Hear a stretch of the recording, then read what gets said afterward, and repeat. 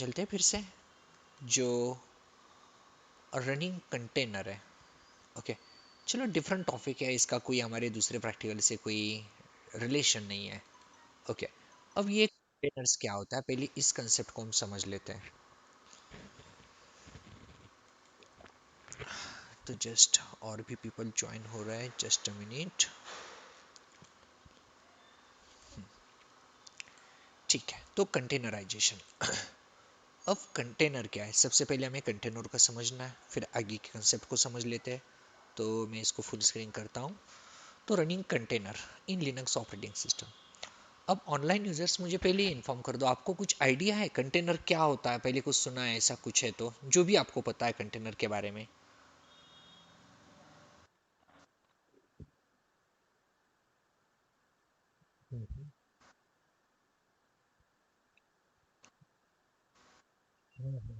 Okay okay okay, वो आपने पहले सुना है, डेव्स में यूज किया जाता है। चलो, और भी किसी को कुछ आइडिया है अबाउट कंटेनर?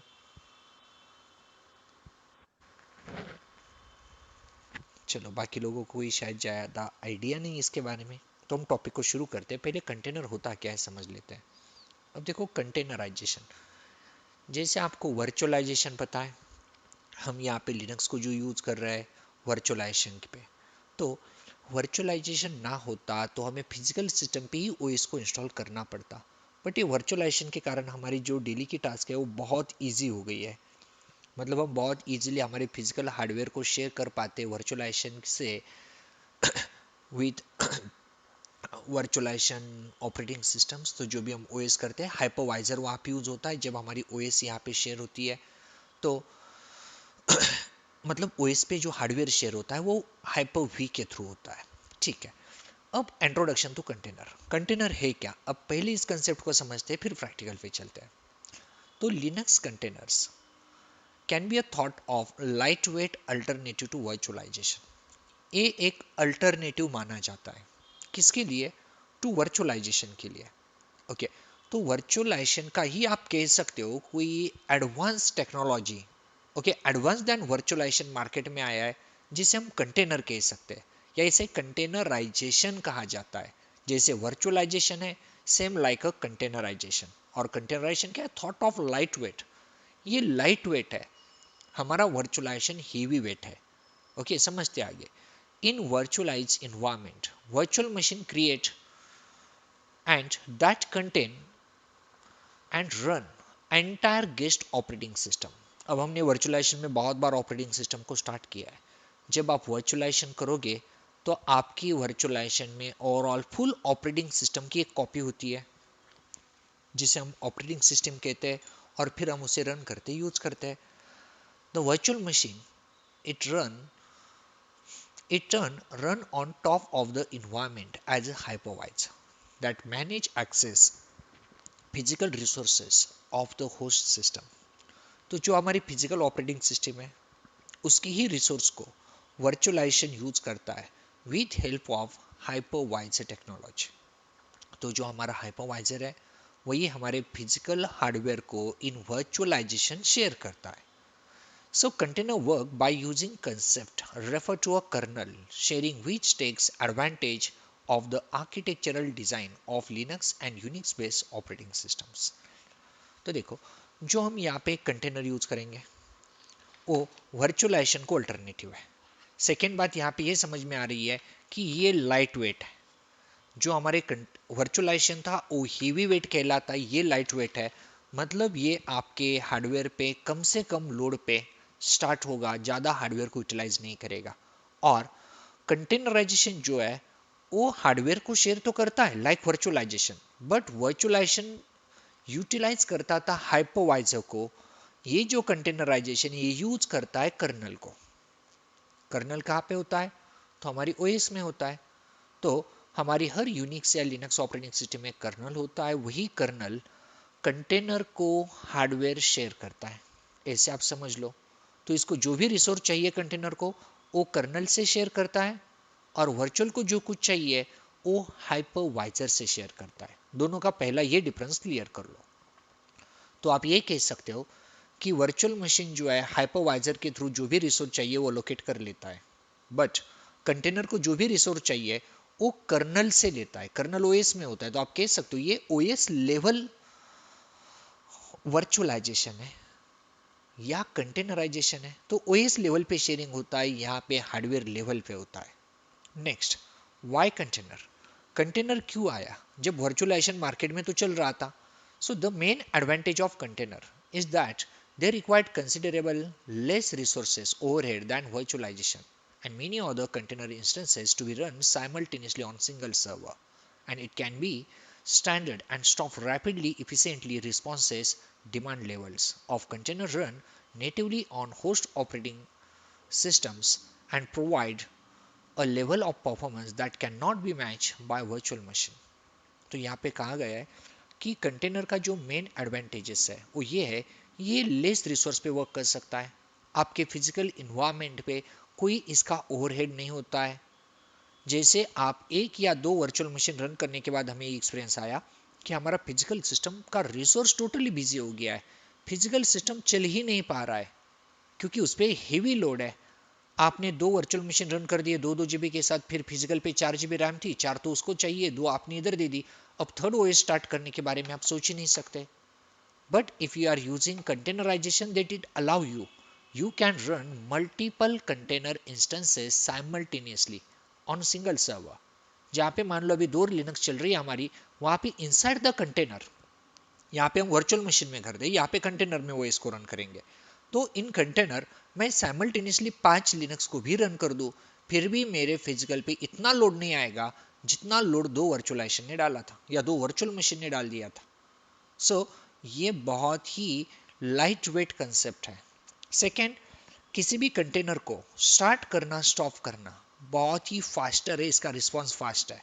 यदि आपका वर्चुअलाइजेशन 1 मिनट ओएस को स्टार्ट करने के लिए लेता है तो कंटेनर को 1 सेकेंड भी नहीं चाहिए। तो इन माइक्रो सेकेंड कंटेनर स्टार्ट या स्टॉप हो सकता है। सो ये इसकी पावर है, बहुत ही पावरफुल मार्केट में बन चुका है आज की डेट में, एक लेटेस्ट टेक्नोलॉजी है। और अल्टरनेटिव ऑप्शन किसके लिए? फिर से वर्चुअलाइजेशन के लिए है। बट जो दोनों में डिफरेंस देखेंगे तो आपको कुछ क्लियर आइडिया आ जाएगा दोनों में क्या डिफरेंसेस है और क्या कंटेनर वर्चुअलाइजेशन को रिप्लेस करने की एबिलिटी रखता है या नहीं, या ये टोटल हटके है। बट इसका कंपैरिजन जिससे होगा वो वर्चुअल मशीन है। So container are also extremely portable. ये पोर्टेबल है, मतलब आप अपने एक कंटेनर में जो इमेज रन हो रही है, जो सॉफ्टवेयर रन हो रहा है, जो डेटाबेस है, इसे इजीली अनदर सिस्टम पे क्विकली माइग्रेट कर सकते हो। तो मैंने यहाँ पे कुछ रन कर दिया, मुझे कहीं और शेयर करना है उसे, so it's very easy. Virtualization में इतना इजी नहीं है, पॉसिबल है बट इजी नहीं है। वहाँ पे कॉम्प्लेक्स है क्योंकि हेवी साइज है वो पहले से, फिर वहाँ का वर्चुअलाइजेशन के लिए हार्डवेयर मैच होगा नहीं होगा, ये बहुत कुछ इश्यूज है। So when combined with container manages systems such as Docker, OpenShift, Kubernetes, container जहाँ जहाँ पे आएगा ये नाम श्योर सुनने को मिलेंगे। डॉकर, ओपनशिफ्ट, कुबरनेट्स, पॉडमैन, ऐसे बहुत सारे नेम है जो कंटेनर है इसलिए मार्केट में आए। तो कंटेनर को मैनेज करने वाली ये टूल्स है। It possible to deploy and manage container on host scale and spanning multiple servers on cloud platform, potentially running on thousands of containers. तो अब सिंपल देखो, मुझे वर्चुअलाइजेशन करना है तो आप कहोगे हाँ वर्चुअलाइजेशन करना है तो वर्चुअल बॉक्स चाहिए, तो हम वर्चुअलाइजेशन कर सकते हैं जैसे हमने लिनक्स में किया। या फिर वर्क स्टेशन चाहिए तो वर्क स्टेशन हो गया, वर्चुअल बॉक्स हो गए, या सिट्रिक्स है, या फिर माइक्रोसॉफ्ट का खुद का हाइपर वी है। ये सब क्या है? तो वर्चुअलाइजेशन को मैनेज करने वाली ये टूल्स है। जैसे मेरे पास अभी यहाँ पे भी चल रहा है ना कि वर्चुअलाइजेशन कर रहा है, तो मेरे पास वर्चुअल बॉक्स है। तो फिर मुझे कंटेनराइजेशन करना है, वर्चुअलाइजेशन नहीं। सो आप कंटेनराइजेशन करना चाहते हो तो आपको डॉकर की जरूरत पड़ेगी। तो वर्चुअल मशीन से वर्चुअलाइजेशन होता है, डॉकर से कंटेनराइजेशन होगा। तो ये ऐसे टूल है जो कंटेनर को मैनेज करते हैं, और वर्चुअल मशीन को मैनेज करने वाले टूल्स वर्चुअल बॉक्स है या वर्क स्टेशन है। तो ऐसे टूल के नाम भी हमें बहुत सारे सुनने को मिलते हैं, बट ये कंटेनर को मैनेज करने वाले टूल है। देन क्या जरूरत थी इस कंटेनर की? कंटेनर होता क्या है? तो ये कंटेनर आपने रास्ते पे बहुत सारे देखे होंगे। एक जगह से कहीं दूसरी जगह पे कुछ ट्रांसफर करना है तो कंटेनराइजेशन का यूटिलाइजेशन किया जाता है। सेम लाइक कंटेनर यहाँ पे भी है, ये भी वही काम करते हैं, एक जगह से दूसरी जगह पे कुछ फॉरवर्ड करना है तो कंटेनर होते हैं। So one of the biggest challenge ahead of developers that faced in fast, जो डेवलपर लोग थे उनके सामने एक बहुत बड़ा चैलेंज था। और उनके लिए चैलेंजिंग क्या बना था, जब वो कोई भी एप्लीकेशन को डेवलप करते थे, ओके, उसको टेस्ट करते थे अपने इन्वायरमेंट में, वो चल जाता था, लेकिन जब कस्टमर को देते थे, कस्टमर के इन्वायरमेंट पे वो चलता ही नहीं है। अब ऐसा क्यों होता था, देखो कि आप डेवलपर हो, मैंने कोई सॉफ्टवेयर आपको डेवलप करने दिया, मेरे पास कोई मेडिकल शॉप्स है मेरी पुणे में, और 10-12 ब्रांच मेरी पुणे में है, कुछ मेरी ब्रांचेस मुंबई में है, कुछ नागपुर में है, कुछ नासिक में है, अलग अलग सिटी में मेरे ब्रांचेस है। और मैंने कहा कि मुझे एक मेडिकल शॉप के लिए सॉफ्टवेयर चाहिए, आप मुझे डेवलप करके दो, जो भी चार्ज होगा, जो कुछ हमने फाइनलाइज कर दिया और डील फाइनल हो गई कि आप मुझे 30 डेज में सॉफ्टवेयर देने वाले हो, ओके। तो फिर आपने डेवलप कर लिया, सब टेस्ट कर लिया, मुझे दिखाया हाँ ऐसा ऐसा चल रहा है, मैंने सब फाइनलाइज कर दिया, इट्स ओके, बेटर है, परफेक्ट है, आप दे दो। चलो पहली बार था तो आपने मुझे इंस्टॉलेशन भी बताया, हाँ ऐसे ऐसे इंस्टॉल करते हैं, आपको ऐसे डालना पड़ेगा, चलो आपने कर दिया, वो प्रॉपरली चल रहा है, ठीक है, मैंने आपका पेमेंट तक कर दिया, चलो 8 दिन उसको टेस्टिंग कर ली, ठीक ठाक है।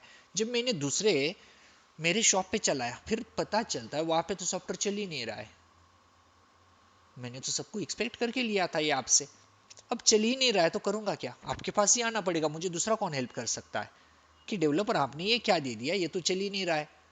फिर आप चेक करोगे, यार मैंने जो इंस्टॉल किया वो विंडोज 11 पे है, आपके पास 11 था, लेकिन जिस शॉप पे ट्रांसफर किया वो तो विंडोज 7 को यूज कर रहा है, और 7 पे ये चल ही नहीं रहा है। फिर आपको उसमें कुछ चेंजेस करने पड़ेंगे, आपने किए, फिर चला दिया, इट्स ओके, ये वर्क कर रहा है। फिर दूसरे शॉप पे दिया, उधर फिर से प्रॉब्लम, उधर तो नहीं चल रहा है, अब चेक किया तो पता चला उधर डॉट नेट ही नहीं है, आपके सॉफ्टवेयर को डॉट नेट चाहिए। कभी डॉट नेट फ्रेमवर्क आगे पीछे हो जाए तो यू नो दैट वो भी नहीं चलता है, क्योंकि आप जब सॉफ्टवेयर को डालते हो आपको बहुत बार बताया जाता है 4.5 डॉट नेट फ्रेमवर्क चाहिए या लेटेस्ट चाहिए। सो ऐसे बहुत सारे प्रॉब्लम होते हैं कि डेवलपर इसके आगे परेशान हो जाते हैं, और बहुत सारे टूल ऐसे हैं ना कि जो टोटल दुनिया में लोग यूज करते हैं, फिर ये डेवलपर क्या क्या हैंडल करेंगे। सो डेवलपर के लिए एक बिगेस्ट ऑप्शन बन गया था कंटेनर या बना हुआ है, क्योंकि अब ये क्या करते हैं, टूल को कंटेनर में रन करते हैं और कंटेनर को ही दूसरी कंपनी को फॉरवर्ड कर देते हैं। तो जब कंटेनर में ये टूल को डिजाइन करेंगे तो उस सॉफ्टवेयर को चलने के लिए जो कुछ चाहिए सब कुछ कंटेनर में ही होता है। तो कभी ऐसा नहीं होगा कि कंटेनर किसको फॉरवर्ड कर दिया और उसकी ओएस में एक्स वाई जेड नहीं इसलिए नहीं चल रहा है, जो चलने के लिए चाहिए वो सब कुछ कंटेनर में होता है। सो एक इन्वायरमेंट भी प्रोवाइड करता है टू रन एनी सॉफ्टवेयर, क्योंकि इस कंटेनर में सॉफ्टवेयर रन करके इसको शेयर करना भी आसान है। फिर वर्चुअलाइजेशन और कंटेनर को यदि हम कंपेयर कर ले तो देखो, रन जो वर्चुअलाइजेशन है, run directly on operating system and sharing hardware and OS resources across all container on systems. They enable applications to stay lightweight and run swiftly in parallel. तो कंटेनराइजेशन के बारे में पहले, तो जो कंटेनर है वो ऑपरेटिंग सिस्टम पे रन होते हैं, हार्डवेयर को ओएस लेवल पे शेयरिंग कर लेते हैं, और light weight concept easily run हो जाते हैं। Share the same operating system kernel, आपके मल्टीपल कंटेनर है फिर भी वो आपके कर्नल को ही शेयर करते हैं। Isolate containerization containerize application process from rest of the systems and use software compatible with that kernel। तो जो भी कर्नल से वो शेयरिंग करेंगे, जो रेस्ट ऑफ रिसोर्स पड़े उनको यूज कर लेता है, और किसी भी सॉफ्टवेयर को कर्नल से कॉम्पेटिबल जो है उसके बेसिस पे चलाने की एबिलिटी रखते हैं। और ये डिटेल बताता हूँ मैं आपको, क्योंकि आपको यहाँ पे लैंग्वेज कंफ्यूज करेगी। So require for fewer hardware resources than virtual machine, इसको बहुत कम या फ्यू हार्डवेयर रिसोर्स चाहिए as compare with virtualization, which make it them quick and start stop reduce storage requirements. तो रिड्यूस हो जाती है इसकी स्टोरेज रिक्वायरमेंट, तो ये स्पीड तो बढ़ने वाला है, ये फास्टर चलता है। देन अब दोनों का कंपैरिजन आप देखो, ये जो वर्चुअल मशीन होता है ये हमारे हार्डवेयर इंफ्रास्ट्रक्चर को यूज करता है, और हमारा जो हाइपरवाइजर होता है, जिसे आप वर्चुअलाइजेशन टेक्नोलॉजी कह लो थोड़ी देर के लिए, जो हम वर्चुअल इंस्टॉल करना था तो हाइपर वी को एनेबल करते थे फ्रॉम द बायस सेटिंग, उसके बाद हम ऑपरेटिंग सिस्टम को इंस्टॉल कर पाए। तो ये हमारा वर्चुअल मशीन का स्ट्रक्चर था। लेकिन कंटेनर का स्ट्रक्चर देखोगे, हार्डवेयर होता है, ऑपरेटिंग सिस्टम होती है, और फिर उसमें कंटेनर इंजन होता है। फिर वो कंटेनर इंजन डॉकर, पॉडमैन कोई भी हो सकता है। तो यहाँ से 2 मिनट के लिए बाहर आते हैं और एक बार पेंट में इसको समझते हैं, ताकि ये कंसेप्ट ही आपकी क्लियर हो जाए। पेंट, अब इस स्ट्रक्चर को समझना है, इसके बाद आपको कंटेनर में कोई भी डाउट नहीं रहेगा। तो बहुत सिंपल ये कंसेप्ट हो जाएगी। तो सबसे पहले देखो, हमारे पास ये ऑपरेटिंग सिस्टम है, एक एसी ओएस थी। अब इस ऑपरेटिंग सिस्टम ने हमने क्या किया कि मान लो हमारा जो फिजिकल लैपटॉप चल रहा है हम सब का, तो यहाँ पे विंडोज 10 या 11 हम सबके पास है। ठीक है, थोड़ी देर के लिए मैं मान लेता हूँ चलो विंडोज 10 है, तो विंडोज 10 को हम यूज कर रहे थे। अब जब लिनक्स सीखने की बात आई, तो मैंने आपको बोला चलो विंडोज 10 को फॉर्मेट करने की कोई ज़रूरत नहीं है, आपको जो इंस्टॉलेशन करना है या जो लिनक्स की लैब इन्वायरमेंट करना है उसको सेटअप करने के लिए हम क्या यूज़ करेंगे, वर्चुअल मशीन। तो फिर हमने वर्चुअल मशीन का सहारा लिया, और वर्चुअल मशीन में हमने कौन सा टूल यूज किया, तो वर्चुअल बॉक्स। हमने वर्चुअल बॉक्स को इंस्टॉल किया, और वर्चुअल बॉक्स में फिर हमने अलग अलग ऑपरेटिंग सिस्टम रन कर सकते, ये समझा। बट ये रन करने के लिए इंपॉर्टेंट था आपके सिस्टम में कितनी रैम है। हार्ड डिस्क तो चलो सबके पास इनफ थी, तो रैम कितनी है, तो मान लो 8 GB थी हमारे पास, या 4 GB, जो भी है आपके पास, 8 GB है। अब 8 GB की बात कर ले तो आराम से 3 GB ये तो फिजिकल ओएस को ही लग जाता है, जो विंडोज 10 चल रहा है उसके लिए। फिर वर्चुअल मशीन के लिए कितना बचता है, तो 8 में से राउंड फिगर हम 4 की बात कर ले, 4 तो फिजिकल की लिया गया, तो 4 मान लो हमारे पास है। फिजिकल पे और कुछ लोड देंगे तो इसको 3-4 से भी ज़्यादा लग जाएगा, बट 4 हमने इनफ समझ लिया, फिजिकल के लिए है। 4 हम वर्चुअल में यूज़ कर सकते हैं। फिर हमने क्या किया कि यहाँ पे हमने हमारी ऑपरेटिंग सिस्टम को रन कर दिया इनसाइड द वर्चुअल मशीन्स। तो ये जो बना हमारा वर्चुअल मशीन बना, ऐसा कंप्यूटर। और फिर हमने हमारे सब प्रैक्टिकल यहाँ पे किया, और फिर ये कैसे सेटअप हुआ, तो विथ हेल्प ऑफ वर्चुअलाइजेशन। तो हमारे पास वर्चुअल मशीन था, मतलब वर्चुअल बॉक्स, उस वर्चुअल बॉक्स की हेल्प से हमने इसे रन करवा दिया, और फिर ये हमारे लिए काम करने लगा। फिर हमने यहाँ पे चलो RHEL 8 को ऐड कर दिया, तो RHEL 8 हमारे पास यहाँ पे चल रही है, और हमने इसको अप्रोक्सीमेटली 2 GB रैम दे दी, 2G। तो 2 GB रैम पे ये यूज़ हो गया। तो फिजिकल के लिए हमने 4 इनफ समझा, फिर हमने वर्चुअलाइजेशन को 2 दिया, तो टोटल 6 GB हमारा यूटिलाइज हो गया। अभी मेरे पास कितना रह गया, तो 6 GB। ठीक है, तो फिर हमें और वर्चुअल मशीन की जरूरत पड़ी, तो फिर हमने और एक सेट कर दिया, और वो भी वर्चुअल बॉक्स पे ही सेट किया। तो हमारे पास 2 ऑपरेटिंग सिस्टम हो गई। इसको भी 2 GB दे दिया मान लो, तो अब हमारा रैम खत्म हो गया। ओके, अब सोचो मुझे थर्ड वर्चुअल मशीन रन करना है, तो नहीं हो सकता, नहीं तो आपका सिस्टम ही हैंग हो जाएगा, क्योंकि इसके रैम है ही नहीं, तो कहाँ से रन करोगे, तो पॉसिबल नहीं है। चलो थोड़ी देर के लिए इसको भी छोड़ देते, नहीं करना है, 2 तो चल रहा है।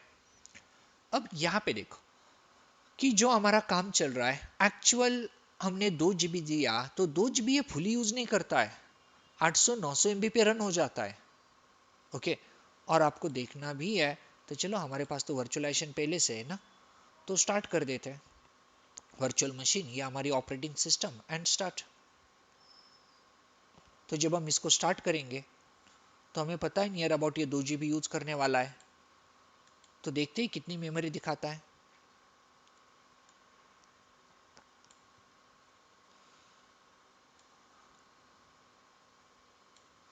ठीक है, स्टार्ट मेन्यू में आते हैं, टर्मिनल,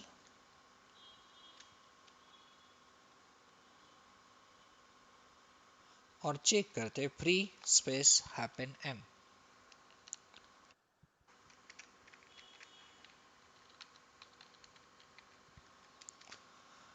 देखो कितनी एमबी यूज कर रहा है, 981। तो भले 1800 दिखा रहा है, बट इसके पास राउंड फिगर 1 GB तो खाली है। तो आउट ऑफ 2 GB वो 1 GB यूज कर रहा है। आप लोग मुझे ये बताओ कि मुझे यहाँ पे कुछ हेवी सॉफ्टवेयर रन करने हैं, मान लो मैंने इधर पबजी डाल दिया, सर्वर पे कोई डालता नहीं है लेकिन डाल दिया, और पबजी 2 GB पे नहीं चल रहा है, इसको और रैम चाहिए। ओके, तो इसके पास 1 GB खाली है। मुझे ये बताओ, क्या ये वर्चुअल मशीन इसको 1 GB अपनी दे देगा यूज करने के लिए? इसको बोलेगा मेरे पास खाली है, तुम ले लो? पहले यस नो में ये बताओ, मुझे पॉसिबल है या नहीं? नहीं है, क्योंकि भले इसके पास 1.5 GB खाली है, ये भी इसके साथ शेयरिंग नहीं करेगा, क्योंकि इसने जो मेमोरी अलोकेट की है वो हाइपर वी के थ्रू की है। इसकी बात छोड़ दो, कल फिजिकल को भी रैम की जरूरत है ना, और ये दोनों चल रहे हैं, दोनों के पास 1-1 GB खाली है, और इस पे हेवी लोड आ गया है, फिर भी ये दोनों इसको नहीं देंगे। उन्होंने अपना फिक्स अलोकेशन करके रखा है, किसी जरूरत पड़े या ना पड़े इनको कोई लेना देना नहीं, ना एक दूसरे के साथ, ना ही अपने पेरेंट ओएस के साथ ये शेयरिंग करेंगे। Never, it's not possible. तो ये हाइपरवाइजर से जो चाहिए वो रिसोर्स अलोकेट कर लेते हैं, इसको भी जरूरत पड़ने के बाद भी ये शेयरिंग नहीं करेंगे।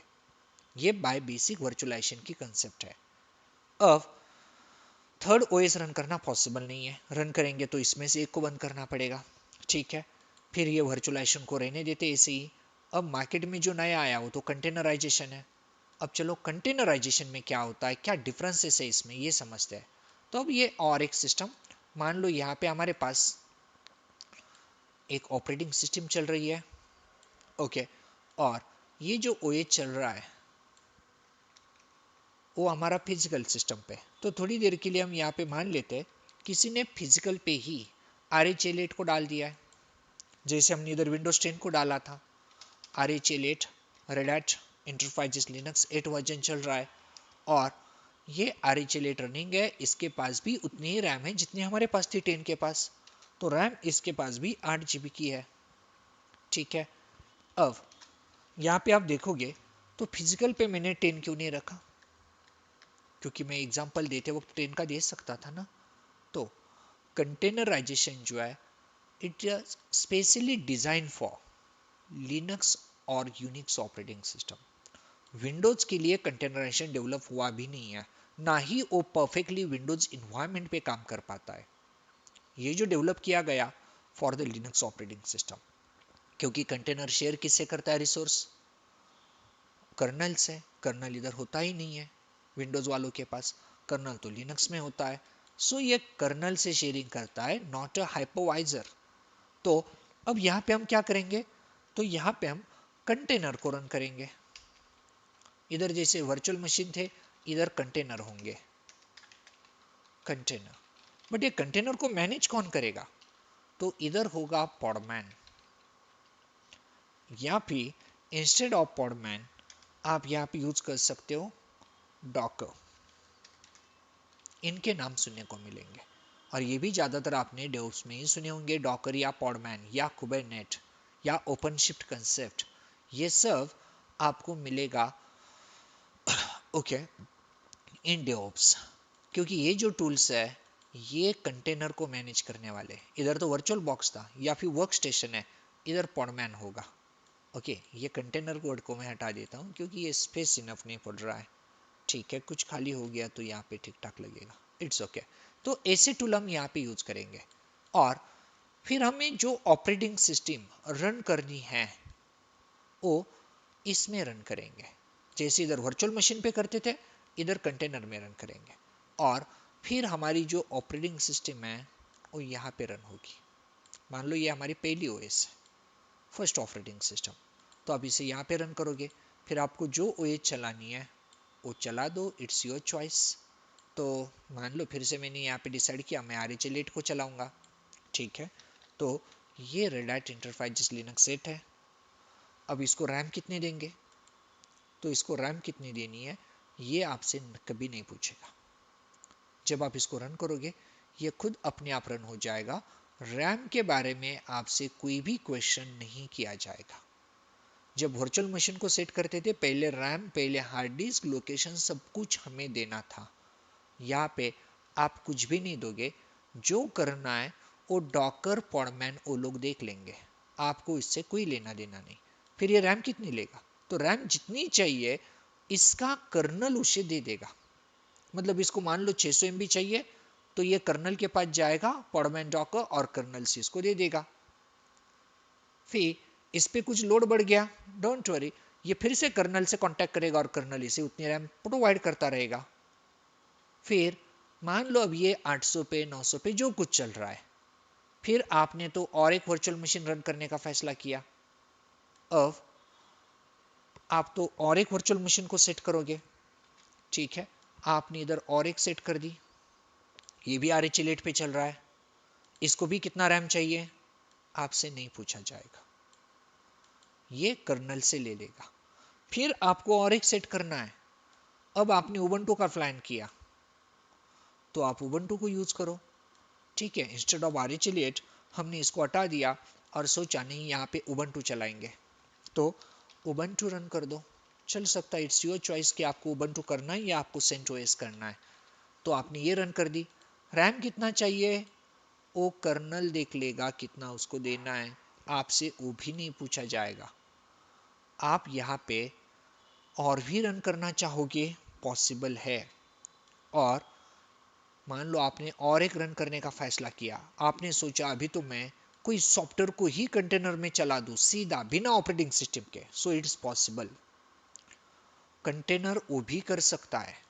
आप सीधा यहाँ पे डेटाबेस या फिर माई एसक्यूएल को रन कर दो, डेटाबेस में मारियाडीबी को रन कर दो, या फिर आपने सोचा नहीं मैं तो वेब सर्वर चला दूंगा, इसमें चलाओ, चल सकता है, क्योंकि इसको चलने के लिए जो कुछ चाहिए कंटेनर में वो सब कुछ होता है। इसलिए मैंने वो सॉफ्टवेयर डेवलपर का एग्जांपल दिया, कोई भी सॉफ्टवेयर चलाना है, जो भी डिपेंडेंसी है सब कुछ मिल जाएगी। अब मैंने 4 रन कर दिए, इनको रैम कितना चाहिए, जितना चाहिए उतना ये देगा। अब ऊपर से यहाँ पे देखो, थोड़ी देर के लिए मान लेते हैं ये क्या, ये 900 पे चल रहा है अभी फिलहाल हमारा बैक एंड पे, क्या ये 900 लेता होगा, पहली बात नहीं लेता है, ये 900 नहीं लेगा, ये 100-150 MB पे चल जाएगा। कैसे पॉसिबल है कि ये 100-150 पे चले, यहाँ पे तो नहीं चला था। देखो जब आपने इसको सेटअप किया, इसका टोटल इंस्टॉलेशन हुआ, हमने 25 GB हार्ड डिस्क इसको दी थी वर्चुअलाइजेशन में, 2 GB रैम दिया था, उसने फुली रैम को यूज किया, जितनी उसको चाहिए उतनी यूज कर रहा है, बाकी उसके पास खाली पड़ी है, और हार्ड डिस्क जितनी चाहिए 25 में से यूज कर लेगा, जो होगी वो वैसी ही है, ओके। बट यहाँ पे इसको जितना चाहिए उतना यूज करेगा, और इसने जो अपना डेटाबेस स्टोर किया, हमने इसको ISO फाइल दी थी, तो उस ISO के थ्रू इसने क्या किया, टोटल जैसे फिजिकल सिस्टम पे OS होता है वैसे अपनी सब फाइल स्टोर कर ली, और ये टोटल अपनी एक सेपरेट OS बना के यहाँ पे बैठा है। बट इसकी बात कर ले, अब ये कहता है इसको रन होने के लिए बाकी रिसोर्स की ज्यादा जरूरत ही नहीं है। क्यों? क्योंकि ये तो रन किस पे हो रहा है, RH8 पे, इधर भी 8 है इधर भी 8 है, तो जो कुछ चाहिए वो रिसोर्स वो यहाँ से शेयर करेगा, ना कि आपके खुद के रिसोर्स शेयर करता जाएगा या खुद के इंस्टॉल करेगा। मैक्सिमम वो जो चाहिए वो किससे शेयर करने वाला है, फिजिकल OS से, क्योंकि यहाँ पे कर्नल है, हाइपर वी नहीं है, हाइपर वी को नहीं पता OS में क्या चल रहा है, हाइपर वी तो हार्डवेयर को शेयर कर देता है, बट ये तो कर्नल से शेयरिंग कर रहा है, तो ये कर्नल ही इसको शेयर करेगा रिसोर्स। तो ये ज्यादा ज्यादा 150-200 MB पे रन हो जाएगा बेसिक OS। इसने 900 MB ली थी, अब ये 200 पे हो गया, तो ये 200 ये 200 ये 200, 600 पे तो 3 रन हो गए, और ये तो 100 पे ही चल जाएगा। 700 पे 4 ऑपरेटिंग सिस्टम हमारी या 4 कंटेनर चल रहे हैं।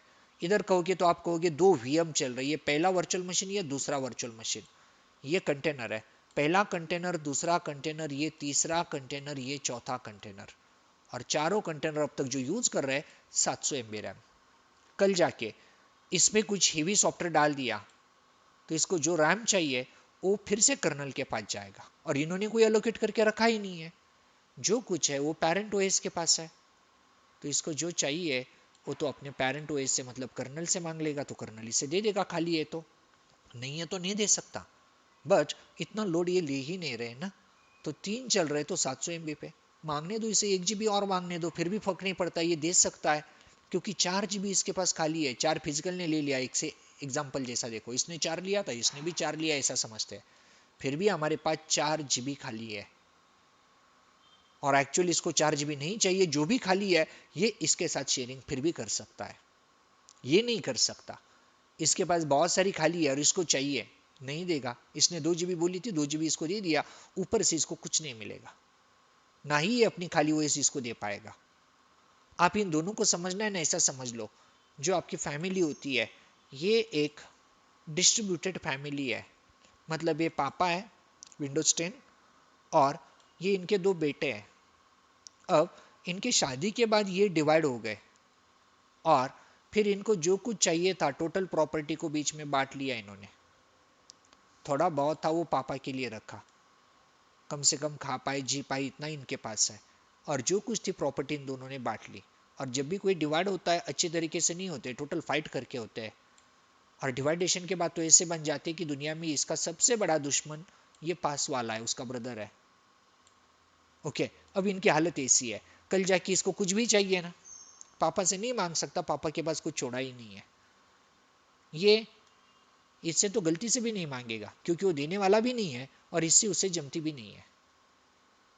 मतलब जो इनको डिवाइडेशन में मिला था, मान लो इसको एक गाड़ी मिली, एक 4 व्हीलर है, एक 2 व्हीलर है, इसको भी मिला, कल जाके इसकी गाड़ी पंचर हो जाए, 4 व्हीलर एक्सीडेंट में खराब हो गई, आज ऑफिस जाना है, भाई का तो घर पे बैठ के काम चल रहा है, दोनों गाड़ियां खाली है, फिर भी ये नहीं मांग सकता गाड़ी।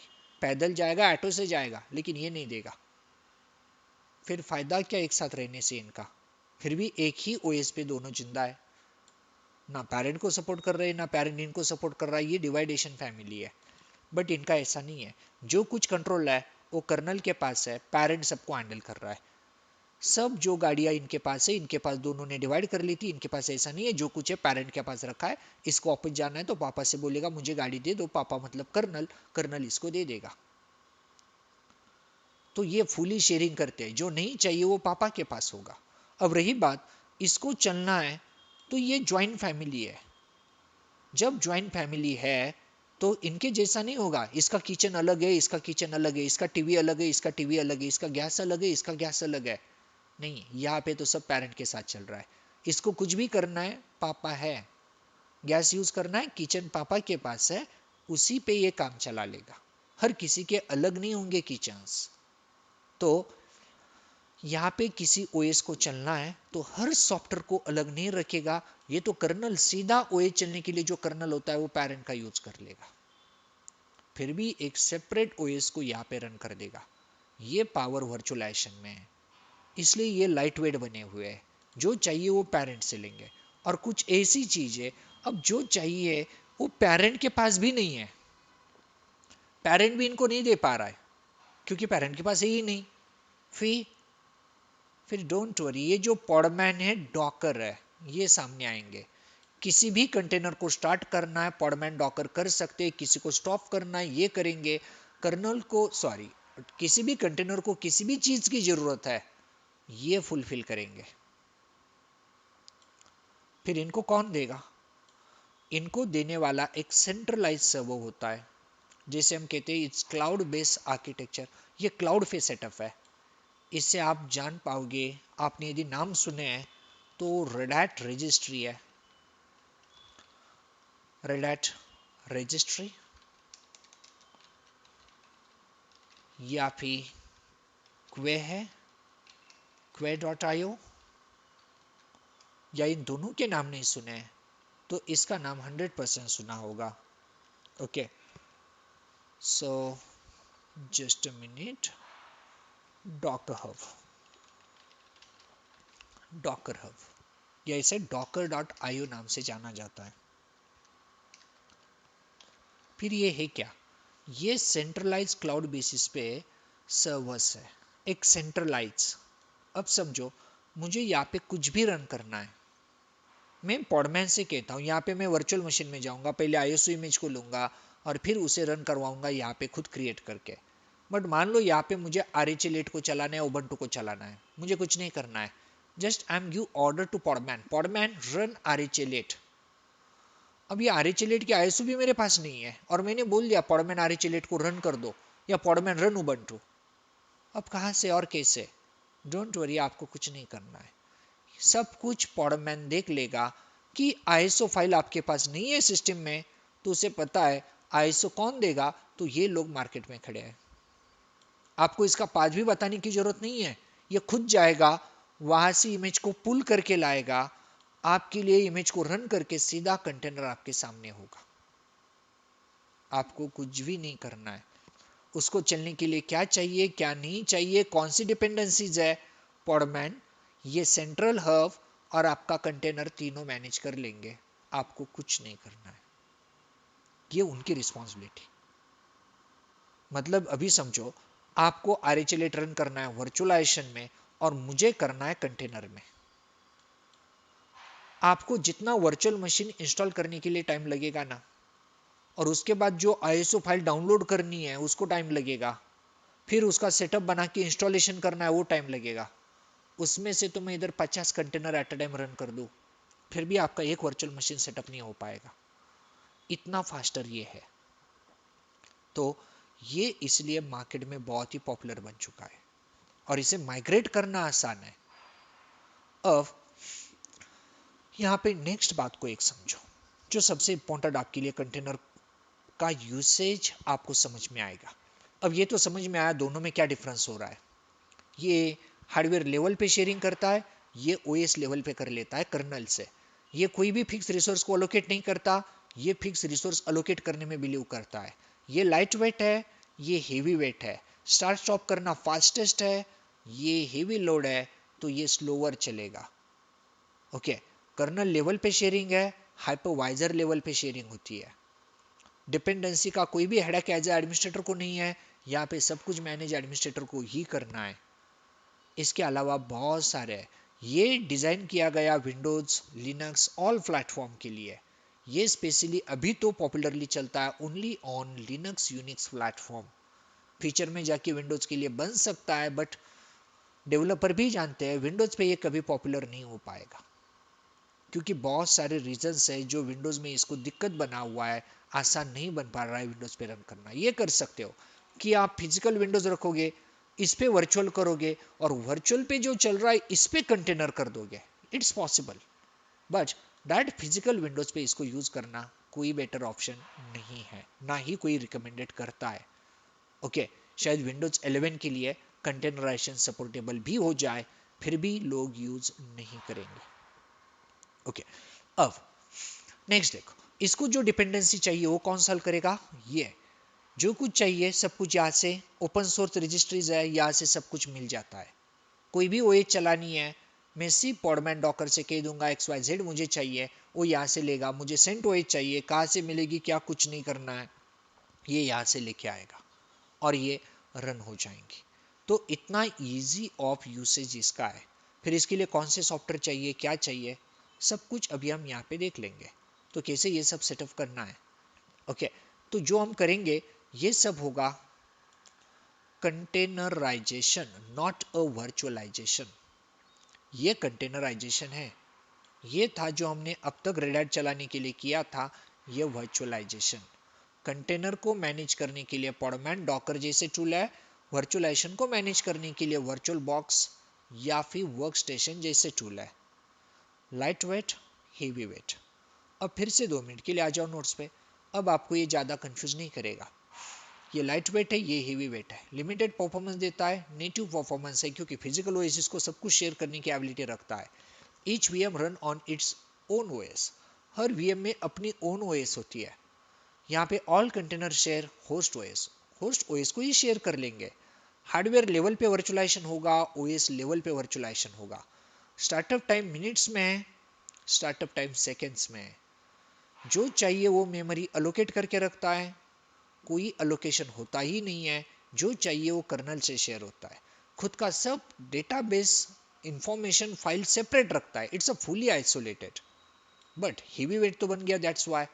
बट ये प्रोसेस और रिक्वायरमेंट के हिसाब से आइसोलेशन लेगा, तो इसे हम कुछ लेस सिक्योर कह सकते हैं as per the security, as compare with virtualisation.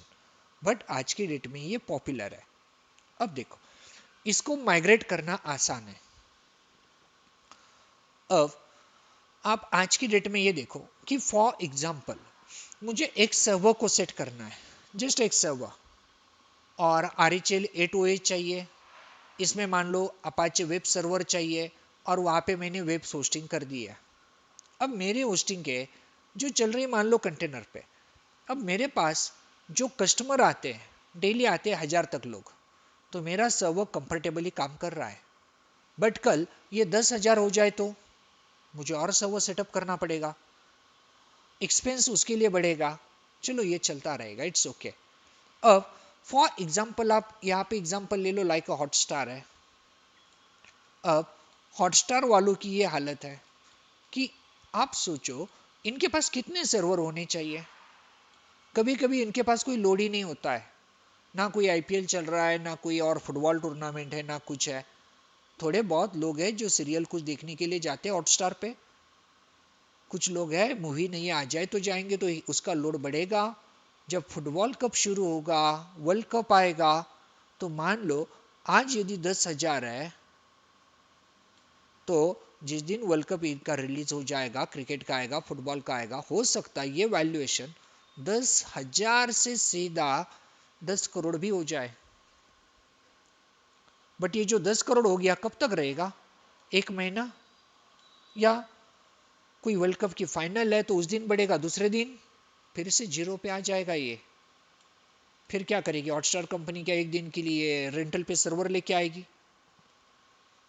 और वो भी कितने, 10,000 का लोड करने के लिए देखो कितने चाहिए थे, और 10 करोड़ के लिए कितने चाहिए। तो जहां पे 2 सर्वर, इनको मान लो 10,000 का काम होता है, लेकिन 10 करोड़ आ गए, अब 2 सर्वर नहीं 2,000 सर्वर चाहिए। कौन इतना एक्सपेंस करेगा? और चलो ले भी लिए उन्होंने, तो कितने दिन वो खाली पड़ेंगे? कल जाके बिजनेस सेट ना हुआ होता तो। सो इन लोगों को जिसने सपोर्ट किया ना, वो कंटेनराइजेशन है। फिर कंटेनर करता क्या है? ये आज अमेजोन की हालत देख लो। अमेजोन पे डेली बहुत सारे लोग आते हैं, लेकिन जब उनकी ऑफर होती है तब ट्रैफिक यहाँ पे 500-600% बढ़ जाता है। फिर वहां पे उनको सर्वर ज्यादा चाहिए, और उससे भी ज्यादा बढ़ जाए तो फिर ये क्या फिजिकल हार्डवेयर इतने हायर करते हैं, ये सेटअप करते हैं, या फिर इंजीनियर को इतना हायर करते हैं कि इनको इतने बढ़ाने हैं, 1,000 से करोड़ों पे जाना है? कुछ नहीं, सब कुछ कंटेनर कर रहा है। सब ऑटोमेशन चल रहा है आज की डेट में। इनको चाहिए ना 10 करोड़ को मैनेज करने के लिए हजारों सर्वर, सर्वर क्लाउड पे अपने आप बन जाते हैं। और जब लोड कम हो जाए, सर्वर ऑटोमेटिक इरेज हो जाते हैं। और जितना इंस्टेंस इनका बड़ा था, उतना ही charge Amazon cloud, Azure cloud इनको लगाता है। पहले तो चलो मंथली बेसिस प्लान होते थे, फिर वो आवरली बेसिस आ गए, डे बेसिस पे। अभी तो अजूर वालों के उनके प्लान ऐसे आ चुके हैं, जितना सेकेंड आप यूसेज करोगे स्टोरेज को या इनके रिसोर्स को, उतना ही बिल जनरेट होगा। क्योंकि as per the requirement container automatic बढ़ा सकते हैं। एक सर्वर मेरे पास चल रहा है, मैं यदि कुबरनेट से, पॉडमैन से, डॉकर से इसको मैनेज कर रहा हूं, तो पॉडमैन में नहीं लेकिन कुबरनेट में ये पावर है कि यदि मेरे कस्टमर बढ़ने लगे, ये सर्वर को ऑटोमेटिक बढ़ाता जाएगा। जो भी लोड आएगा वो हैंडल होगा। मेरा अकाउंट अमेजोन वालों के पास है, वहां से मान लो जो लोड चाहिए उतने कंटेनर बढ़ते जाएंगे। जब कस्टमर का लोड कम होगा, कंटेनर अपने आप ही रेज हो जाएंगे। जितना रिसोर्स, जितना स्टोरेज मैंने यूज किया, उतना ही बिलिंग मेरा जनरेट होगा मंथली, उतना ही बिल मैं अमेजोन को प्ले करूंगा। जैसा हमारा इलेक्ट्रिसिटी का होता है, जितना यूसेज करोगे उतना बिल आएगा। कभी आपको कोई बोलता है इलेक्ट्रिसिटी वाला भी ज्यादा यूज कर रहे हो, मत करो, नहीं, जो करना है कर लो। तो उधर तो कोई प्लान लेने की जरूरत ही नहीं है। सेम लाइक ऐसा चल रहा है ये। तो आज की डेट में कंटेनराइजेशन बहुत ही पॉपुलर बन चुका है, सब ऑटोमेशन पे है। तो आपको इतना डीपली कुबरनेट उनके पास तो नहीं जाना है, बट कंटेनर को कैसे स्टार्ट करना है, ओएस को कैसे स्टार्ट करना है, कैसे वहां पे किसी सॉफ्टवेयर को चलाना है, या फिर इनको कैसे डिलीट कर देना, इन कंसेप्ट को समझना है। तो ये कंटेनराइजेशन ऐसा है, 6 मंथ भी इसको समझोगे फिर भी खत्म नहीं होगा ये। बहुत है, ओएस ऑर्केस्ट्रेशन होता है, कंटेनर ऑर्केस्ट्रेशन भी आपने वर्ड सुना होगा। बहुत कुछ हाई लेवल की कंसेप्ट है। हम यहाँ पे समझना चाहते हैं, हमारे चैप्टर का ही नाम है रनिंग कंटेनर्स। कैसे ये कंटेनर को मैनेज करना है। यहाँ पे हम जो टूल यूज करेंगे कंटेनर को मैनेज करने के लिए, दोनों के डिफरेंस हमने जो डिस्कस किए वही यहाँ पे दिए हुए हैं। तो जो हम यहाँ पे करेंगे उसके लिए हम टूल यूज करेंगे, इट्स अ पॉडमैन। डॉकर जैसा ही टूल है। अब समझो पॉडमैन को यदि आप समझोगे, यदि आपने पॉडमैन की कमांड समझ ली, तो आपको डॉकर ऑटोमेटिक आएगा। 99% पॉडमैन एंड डॉकर की कमांड सेम है। मैं कह दूं स्टार्ट कंटेनर, तो यस आप डॉकर पे भी सेम कमांड चला सकते हो। पॉडमैन पीएस होती है फॉर रनिंग प्रोसेस, उधर डॉकर पीएस होता है। इधर पॉडमैन रिमूव होता है, उधर डॉकर रिमूव होता है। सो सॉफ्टवेयर के नाम चेंज है, फंक्शनैलिटी कमांड सब सेम है। अब हम पॉडमैन को क्यों देख रहे हैं? ये रेड हैट वालों का प्रोडक्ट है पॉडमैन, और डॉकर अनदर वन कंपनी का प्रोडक्ट है। हम रेड हैट सीख रहे हैं तो रेड हैट वालों का सिलेबस है, इसमें पॉडमैन दिया गया है, बट बाय डिफॉल्ट आप डॉकर को भी यूटिलाइज कर पाओगे।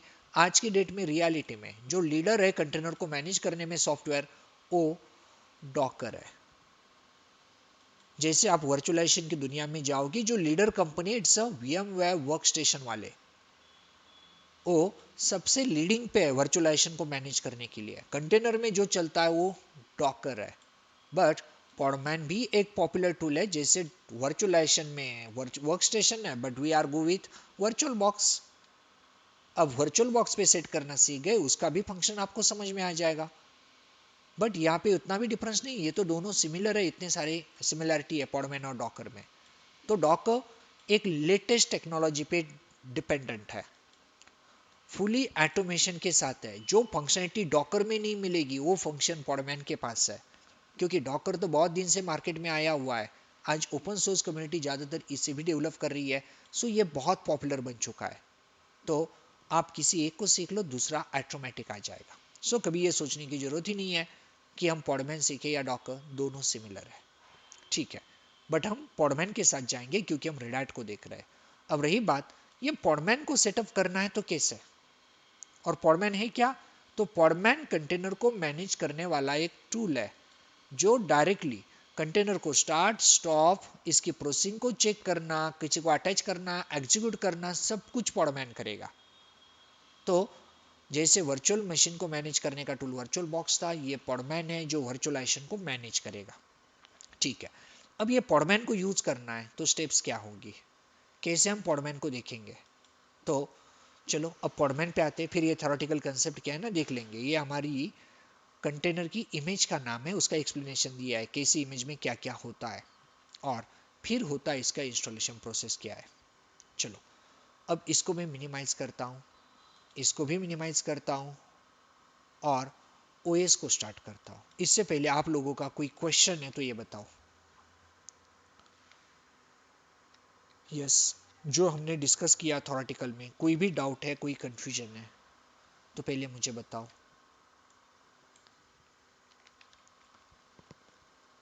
चाहे तो ये इमेज ओपन करता हूँ, फिर कोई डाउट है तो बताना। समझ में आ रहा है आप लोगों को क्या डिफरेंस है दोनों में?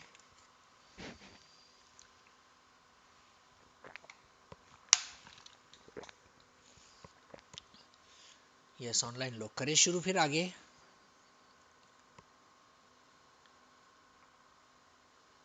ओके, चलो अब हम कंटेनराइजेशन करने जा रहे हैं, ठीक है। हमारे पास आरईचेलेट चल रही है, यहाँ पे हमारा एम सर्वर भी एज इट इज सेट है। यदि मैं चेक करूँ यम रेपो लिस्ट, तो रेपोजिटरी लिस्ट बन जाएगी यदि एम सर्वर हमारा है। ये पुराना सर्वर है, मैंने अंसिबल लैब वाला कोई सिस्टम स्टार्ट नहीं किया है। ये जो हमारे पास पुराने दो थे जिसपे हम M server, NFS server, DHCP server कर रहे थे, वो सिस्टम है। तो यस, ये प्रॉपरली चल रहा है। रेपो लिस्ट तो आ गई, बेस ओएस ऐप स्ट्रीम, ठीक है। अब हमें यहाँ पे सॉफ्टवेयर को इंस्टॉल करना है, कौन से, जो भी कंटेनराइजेशन के लिए चाहिए। तो हमें दोनों की जरूरत है। एक चाहिए फर्स्ट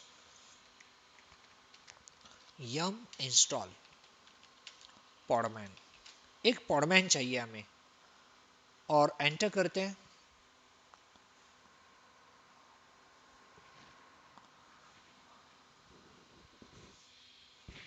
तो देखो ये तो पहले से इंस्टॉल्ड है, ये बोल रहा है it's already installed, dependency resolve.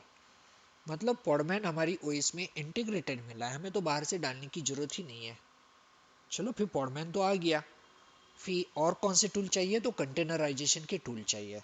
तो यम कंटेनर का पूरा मॉड्यूल ही चाहिए, तो कमांड यूज करते हैं हम यहाँ पे यम मॉड्यूल इंस्टॉल और container hyphen tools, hyphen y for yes. तो कंटेनर के जो भी टूल से इंस्टॉल हो जाएंगे।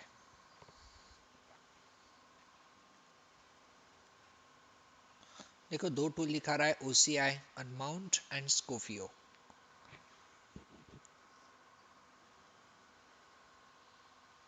चलो ये भी इंस्टॉलेशन हो गया, तो एक बार इसको क्लियर करते हैं।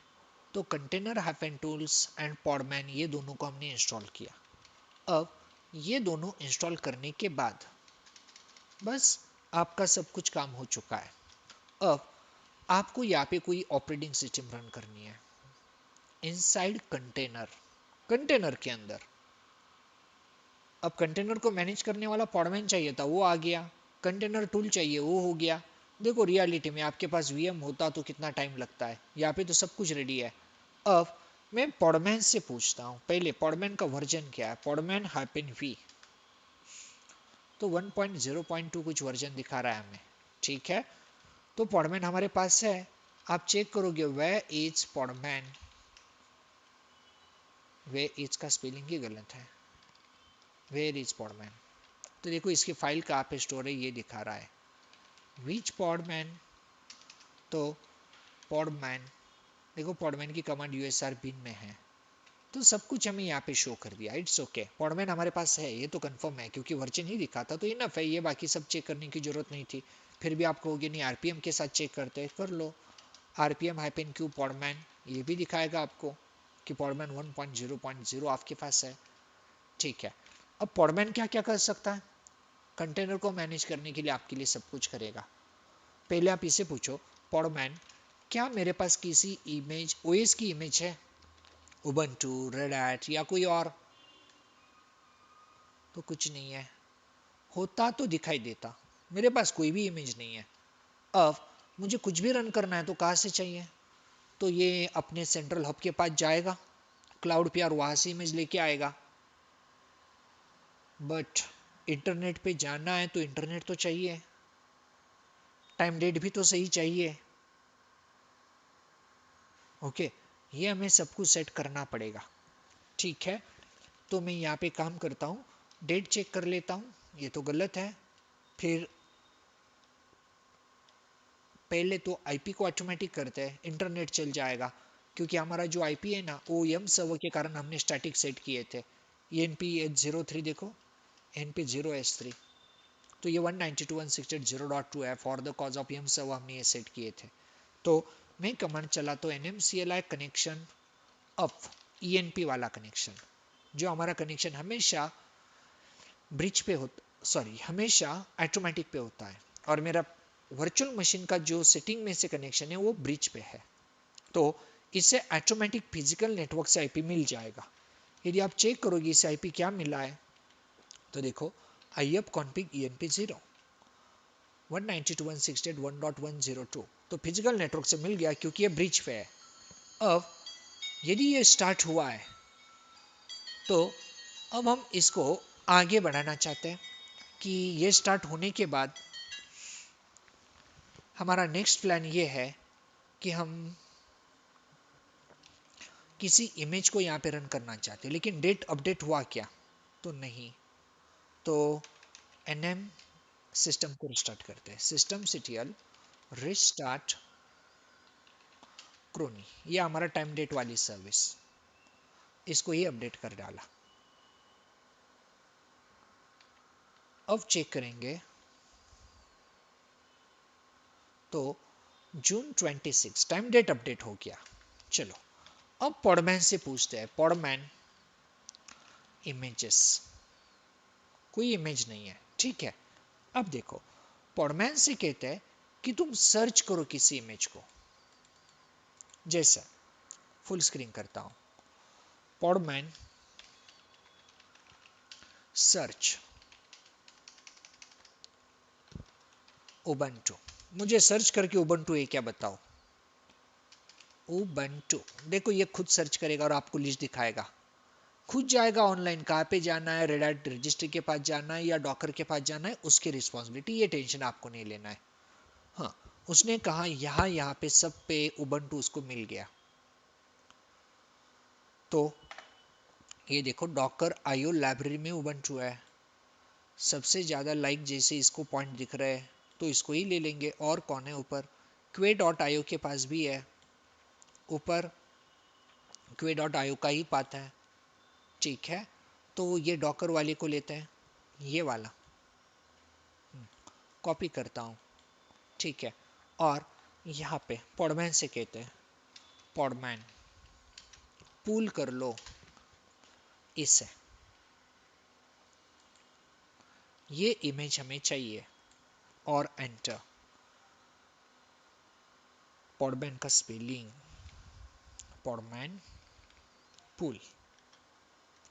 अब देखो विद इन फ्यू मिनट्स के अंदर, depend on your internet speed कि आपका स्पीड क्या है, ये डाउनलोड हो जाएगी। 29 MB का सेटअप है। तो उबंटू मेरे पास डाउनलोड हो रही है। जस्ट कितनी की देखो उबंटू की इमेज, 29 MB की एक बेस इमेज है। ओके, हो गई ये तो 10 MB, 11, 12, तो विद इन फ्यू सेकेंड ये 29 भी हो जाएगा। तो हमारे पास उबंटू की एक बेसिक इमेज पॉडमैन ने ले ली है। ये आ गई इमेज। अब पहले होने दो इसे कंप्लीट, तब मुझे उबंटू स्टार्ट करना है ना। 1-2 सेकंड के अंदर उबंटू सीधा कंटेनर में स्टार्ट हो सकता है, क्योंकि मेरे पास इमेजेस है। पॉडमैन इमेज, इमेजेस, देखो वो बता रहा है एक उबंटू आपके पास है। डाउनलोड तो 29 MB किया था, but after download it extracted, खुद उसने एक्सट्रैक्ट किया और ये बन गया 83 MB का। क्या 80 में सच में उबंटू रन होगा? यस, क्योंकि उबंटू को बाकी जो रिसोर्स चाहिए वो हमारी फिजिकल ओएस से मिल जाएंगे, और सच में हमारा उबंटू यहाँ पे रन हो सकता है। करेंगे अभी।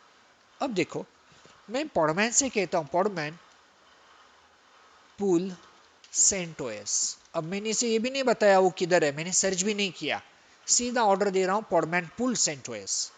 पुल क्या, मैं इसे रन भी बोल दूं ना, ये किधर से भी डाउनलोड करके लाएगा और सीधा मुझे रन करके ही देगा कंटेनर। तो इसकी स्मार्टनेस को समझो, ये बहुत ही अच्छा टूल है। पहले तो मैंने सर्च किया था, फिर उसको पाथ बोला था यहाँ से उबंटू को ले लो। अब मैंने सिर्फ उसे बोला तुम सेंटोएस को कहाँ से भी लेके आओ, मुझे इससे कोई लेना देना नहीं, मुझे चाहिए तो सेंटोएस, और एंटर। वो खुद ढूंढ लेगा। रेडट रजिस्ट्री पे गया, बोल रहा है वहां पे कुछ नहीं मिला। फिर क्वे पे गया, उधर भी नहीं मिला। डॉकर आयो पे गया और वहां से सेंटोएस मिल गई और डाउनलोड हो रही है। तो हमारे पास सेंट ओएस और उबंटू दोनों आ जाएंगी। चलो ऑनलाइन यूजर, चलो आप बहुत साइलेंट हो गए, चाहे तो 2-4 मिनट का ब्रेक लेते हैं, फिर से शुरू करते हैं। सिर्फ इस इमेज को समझेंगे कैसे स्टार्ट करना है, क्या करना है। हमने दोनों को तो पुल कर लिया है, और स्टार्ट करना भी बहुत आसान है, क्यों आप कमांड को ही देखो कितनी आसान है। और ये बहुत ही एडवांस टेक्नोलॉजी पे होस्टेड प्रैक्टिकल है, कंटेनराइजेशन। ओके, तो चाहे तो 2-4 मिनट का ब्रेक लेते हैं। 10:04 हुए हैं, तो 5 मिनट का ब्रेक लेते हैं। 10:10 को फिर से शुरू करते हैं, चलेगा? तो आप थोड़ा फ्रेश हो जाओ, समझने के लिए आसान होगा। यस ऑनलाइन यूजर्स, ले ले ब्रेक 5 मिनट का। चलो ठीक है, ओके। तो मैं यहाँ पे कर देता हूँ 5 minute, 5 minute Google timer.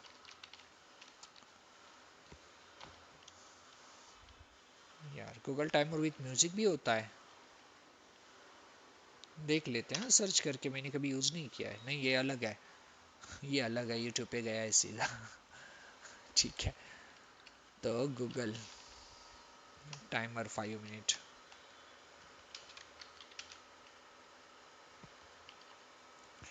Okay ठीक है, 5 मिनट के बाद मिलते हैं।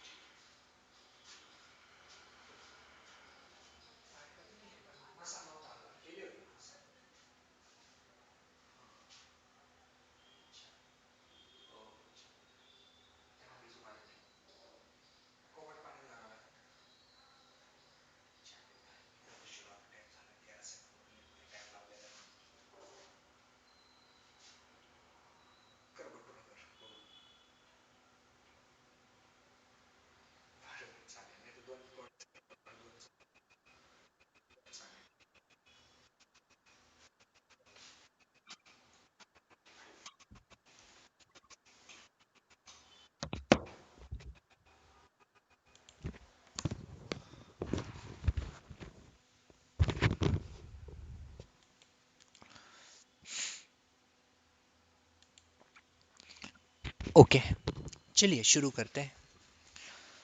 तो फाइनली कंटेनराइजेशन कैसे करना है, हमने पॉडमैन को इंस्टॉल किया, जो टूल्स रिक्वायर्ड थे उनको सेटअप किया। अब आगे समझते हैं।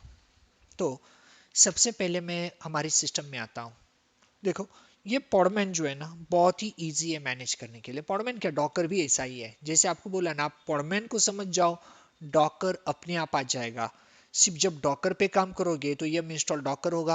यहाँ पे पॉडमैन के साथ है तो हम पॉडमैन को देखेंगे, डॉकर के साथ नहीं जाएंगे। और बाकी जो कमांड चलेंगी, जहां जहां पे मैंने पॉडमैन लिखा, आप सिर्फ रिप्लेस करोगे डॉकर के साथ। तो डॉकर पुल सेंटोस, वो डॉकर को लेके आए, पॉडमैन को लेके आए, इससे सॉरी सेंटोस को लेके आएगा। तो आपको सिर्फ उस इमेज को पुल करना है। अब देखो मेरे पास कितनी इमेज है। तो पॉडमैन पॉडमैन इमेजेस। अब देखो आपको दो इमेज दिखा रहा है, एक उबंटू की और एक सेंटोस की। अब मेरे पास दो है। क्या मेरे पास कोई कंटेनर है रनिंग? नहीं है, क्योंकि अभी तक स्टार्ट ही नहीं किया। देखो पॉडमैन पीएस प्रोसेस, कोई भी प्रोसेस नहीं है। यदि कोई कंटेनर होता तो दिखाई देता। अब पॉडमैन पीएस के साथ रनिंग प्रोसेस दिखती है। यदि आप यहां पे करोगे पॉडमैन पीएस हैपन ए का मतलब ऑल। अब दोनों कमांड में डिफरेंस क्या है, पहले देखो। Podman PS show running container list, यदि कोई कंटेनर रनिंग है तो उनकी लिस्ट को शो करेगा। But Podman PS hyphen a show all list, means running as well as stop container list. Running और स्टॉप दोनों की लिस्ट दिखाई देगी। यहाँ पे सिर्फ रनिंग कंटेनर दिखाई देते हैं। किसी कंटेनर को मैंने स्टार्ट कर दिया और उसके बाद स्टॉप किया, वो रनिंग में नहीं है, तो पीएस में नहीं दिखेगा। बट पीएस हैपन ये में दिखेगा, वो कंटेनर स्टॉप कंडीशन में है। ठीक है। बट कंटेनर को रन कैसे करते हैं, देखो। अब रन करने का तरीका भी कितना आसान है। हम यहाँ पे लिखेंगे पॉडमैन, रन करना है हाइफन आई टी। आईटी का मतलब है इंट्रैक्ट, टी का मतलब टर्मिनल। तो इंट्रैक्ट टर्मिनल, कौन सा कंटेनर आपको रन करना है, तो हम लिखते हैं डॉकर, टैप करता हूं, डॉकर डॉट आईओ लाइब्रेरी आ गया, उबंटू। तो मुझे उबंटू रन करना है, कहां पे, तो बिन स्लैश बैश पे। तो मेरे बैश टर्मिनल पे मुझे चाहिए उबंटू। फिर मैंने आईटी क्या लिखा, तो आईटी का मतलब है जब उबंटू ओएस स्टार्ट होगी, हम डायरेक्टली उबंटू के साथ इंटरेक्ट हो जाएंगे। एंटर करके बताता हूं क्या होगा एक्चुअल। एंटर, नहीं कोई भी ले सकते, ये हमारी चॉइस है। यस यस, आरएचएल भी मिल जाएगा हमें, वो भी मिलेगा। बट हम किसी को भी रन कर सकते हैं, वो सब कुछ देखेंगे। अभी रेड हैट वाले को भी लेंगे। तो अब देखो ये उबंटू रन हो गया। अब क्या मिला मुझे, देखो। तो रूट तो कह रहा है रूट है, बट ये क्या है, पहले तो सर्वर 1 आ रहा था, ये तो नया कुछ आ गया। सो जो कंटेनर रन हुआ ना, हर कंटेनर को एक यूनिक आईडी होता है, तो ये कंटेनर का आईडी है। और यदि मैं pwd कर दूं, ये बोल रहा है कि आप स्लैश में हो, तो यस मैं स्लैश में हूं, लेकिन कहाँ पे? Inside Ubuntu, Ubuntu K slash में हूं, क्योंकि कंटेनर का आईडी है। मैं सीधा उबंटू के अंदर आ चुका हूं, उबंटू रन हो चुका है, कंटेनर रन हुआ है, हम कंटेनर के अंदर है, क्योंकि हमने लिखा ही आईटी था इंटरैक्ट विद टर्मिनल, हमें इंटरैक्ट कर दो टर्मिनल के साथ। आपको चेक करना है सच में उबंटू है, तो पहले तो एलएस देख लेते लिस्ट, और यहाँ पे कैट चलाते, cat etc OS hyphen release. आपको किसी भी ओएस के बारे में इंफॉर्मेशन चाहिए, आपको हमेशा यहाँ पे मिलती है। etc में एक फाइल होती है ओएस हैपन रिलीज। देखो कौन सी ओएस है ये, ओ ये तो उबंटू 22.04 है, तो यस आप सच में उबंटू में ही हो। तो फ्यू सेकेंड में उसने कंटेनर को रन किया और हम कंटेनर में आ गए इनसाइड द ऑपरेटिंग सिस्टम। जो ओएस है वो उबंटू है। मैं यहां से बाहर जाना चाहता हूं, एग्जिट, आप कंटेनर के बाहर आ गए। अब पॉडमैन से पूछते, पॉडमैन शो मी रनिंग कंटेनर, इसका कहना है कोई रनिंग नहीं है। तो मैंने जब एग्जिट किया, वो ऑपरेटिंग सिस्टम वहीं पे एग्जिट हो गया। तो ये जो कंटेनर था वो मुझे स्टॉप की केस में मिलेगा। तो पॉडमैन पीएस हैपन ए करते हैं, यस मिल गया। तो ये रहा कंटेनर का आईडी, फिर ये हमारे कंटेनर की इमेज, फिर बैश पे चलाया था, 2 मिनट पहले क्रिएट हुआ था, 30 सेकेंड पहले इसको एग्जिट किया गया, और पॉडमैन ने जो कंटेनर स्टार्ट किया था, इसको जो नेम मिला था फाइनल, उसका नाम है डिटरमाइंड पोइट्रस। नाम ऐसे कुछ भी मिलते रहते, it's like a funny name मिलते हैं बहुत सारे इसे, तो आपके इसको स्टार्ट करने के बाद नाम कुछ भी हो सकता है। अब देखो सेम तरीका, मैं तो अब सेंटोस को रन करना चाहता हूं, तो सेम कमांड लिखो, Podman run interact with terminal Docker library CentOS on bin/bash। तो देखो बैश पे ये रन हो जाएगा। देखो एंटर करते ही एक नया आईडी आ गया, उबंटू वाला अलग आईडी था। देखो ये तो CentOS के कंटेनर का आईडी है, तो ये दूसरा कंटेनर है। तो मैंने एक वर्चुअल मशीन में जैसे उबंटू को रन करता हूं, वैसे एक कंटेनर में मैंने उबंटू को रन किया था, उसको स्टॉप कर दिया, and now I am enter with another container, and that's container ID ये रहा। अब चेक करोगे यहाँ पे क्या है, ls, सब हमारे लिनक्स में जो फाइल होती है वैसी ही है। root@container id स्लैश दिखा रहा है, मतलब हम टॉप लेवल डायरेक्टरी में हैं। और ओएस कौन सी है, तो cat etc OS hyphen release में देखो कौन सी ओएस में हो आप, तो ये ओएस CentOS लिनक्स है, वर्जन 8 है, ID like RHEL fedora, version 8। तो बस हम CentOS में भी आ गए, एग्जिट करेंगे, बंद हो गया। चेक करो पॉडमैन PS, कोई कंटेनर रनिंग में नहीं है, दोनों को एग्जिट किया था। फिर स्टॉप में है, तो पॉडमैन PS हैपन ए करो, देखो ये है। और इस कंटेनर का नाम क्या था, इलास्टिक गोल्डस्टाइन। तो दोनों हमारे पास है। अब देखो थर्ड वाला, मैं तो तीसरे को स्टार्ट करना चाहता हूं। पॉडमैन इमेजेस देखोगे, पॉडमैन इमेजेस तो दो है, मैं इसे कहता हूं Podman run interactive with terminal IT, और मुझे रन करना है HTTPD। ये तो मैंने सॉफ्टवेयर का नाम दे दिया, HTTPD चाहिए मुझे। कहाँ पे? स्लैश बिन स्लैश बैश पे। अब इसके पास है ही नहीं, तो डोंट वरी, पॉडमैन बहुत ही ज्यादा स्मार्ट है।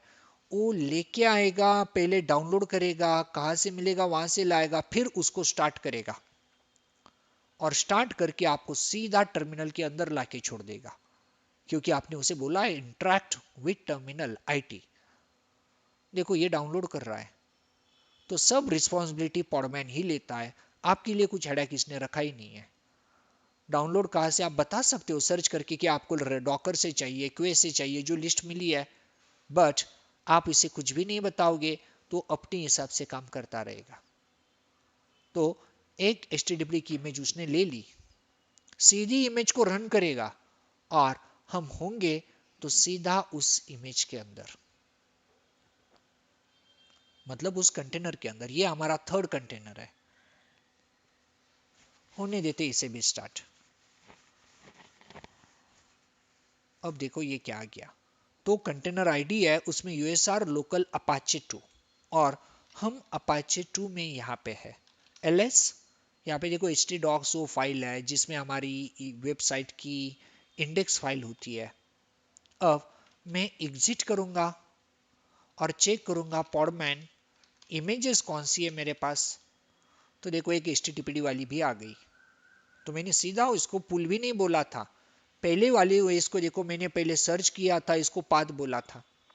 सेकंड को मैंने डायरेक्टली सेंट ओएस पुल करने को बोला, वही लेके आया। थर्ड को तो मैंने सीधा बोला रन कर दो, फिर भी वो लेके आया, रन करके आपको दे दिया। और इमेज में अब 3 है, मेरे पास कितने कंटेनर है? तो पॉडमैन कोई रनिंग है क्या देखते हैं। तो पॉडमैन पीएस रनिंग कोई नहीं है। स्टॉप में कौन है? ये 3 है। तो एक का नाम क्या मिला? कोकी केपला। तो आपको बोला ये नाम कुछ भी ले सकता है, कुछ नाम को देख के आपको भी हंसी आएगी, ऐसे कुछ भी नाम हो सकता है। हम चाहे तो इनको भी मॉडिफाई कर दे, धीरे धीरे सब पॉइंट को समझेंगे। ओके, तो 3 कंटेनर मेरे पास है, एक 39 सेकेंड पहले एग्जिट हुआ, एक 2 मिनट पहले, एक 5 मिनट पहले। अब मैं इसी कंटेनर को फिर से शुरू करना चाहता हूं जो मेरा उबंटू वाला था। तो यस, आप पॉडमैन से कहो पॉडमैन स्टार्ट कर दो। कंटेनर का नाम है डिटरमाइन, स्पेलिंग DET टैप करता हूं, डिटरमाइन पोइट्रस, एंटर। अब देखो वो स्टार्ट हो गई है। हम उस कंटेनर के अंदर नहीं है क्योंकि हमने अभी इंटरेक्ट नहीं किया उसके साथ। अब चेक करोगे पॉडमैन पीएस, अब जरूर दिखाएगा आपको पीएस में, क्योंकि दोनों को एग्जिट करके आए थे हम तीनों को, इसलिए हमें रनिंग में कोई नहीं दिखा था। लेकिन ये रनिंग में दिख रहा है क्योंकि हमने इसको बाहर से ही स्टार्ट कर दिया। तो अब ये कंटेनर जो है वो रनिंग है। क्या मैं इसको स्टॉप कर सकता हूं? यस, आप लिखो पॉडमैन स्टॉप, नाम क्या था? डिटरमाइन पोइट्रस, ये स्टॉप है। तो ये कंटेनर स्टॉप हो जाएगा। तो किसी भी कंटेनर को स्टार्ट करना है, स्टॉप करना है, रन करना है, इमेज को पुल करना है, देखो कितने आसान ऑप्शंस है। अब फिर से चेक करते हैं पॉडमैन पीएस, रनिंग में अब कोई नहीं है, जो था उसको क्लोज किया, हाइफन ए के साथ ऑल कंटेनर, फिर से हाइफन ए करता हूं, ये देखो।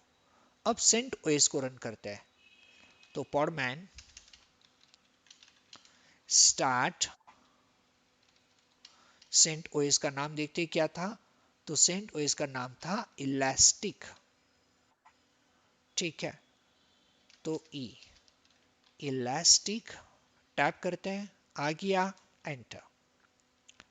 अब ये तो स्टार्ट हो गया, मैं सेंट ओएस में कैसे जाऊं? तो पॉडमैन से कहना, पॉडमैन अटैच, इलास्टिक से अटैच कर दो हमें। आ गए आप सेंट ओएस में।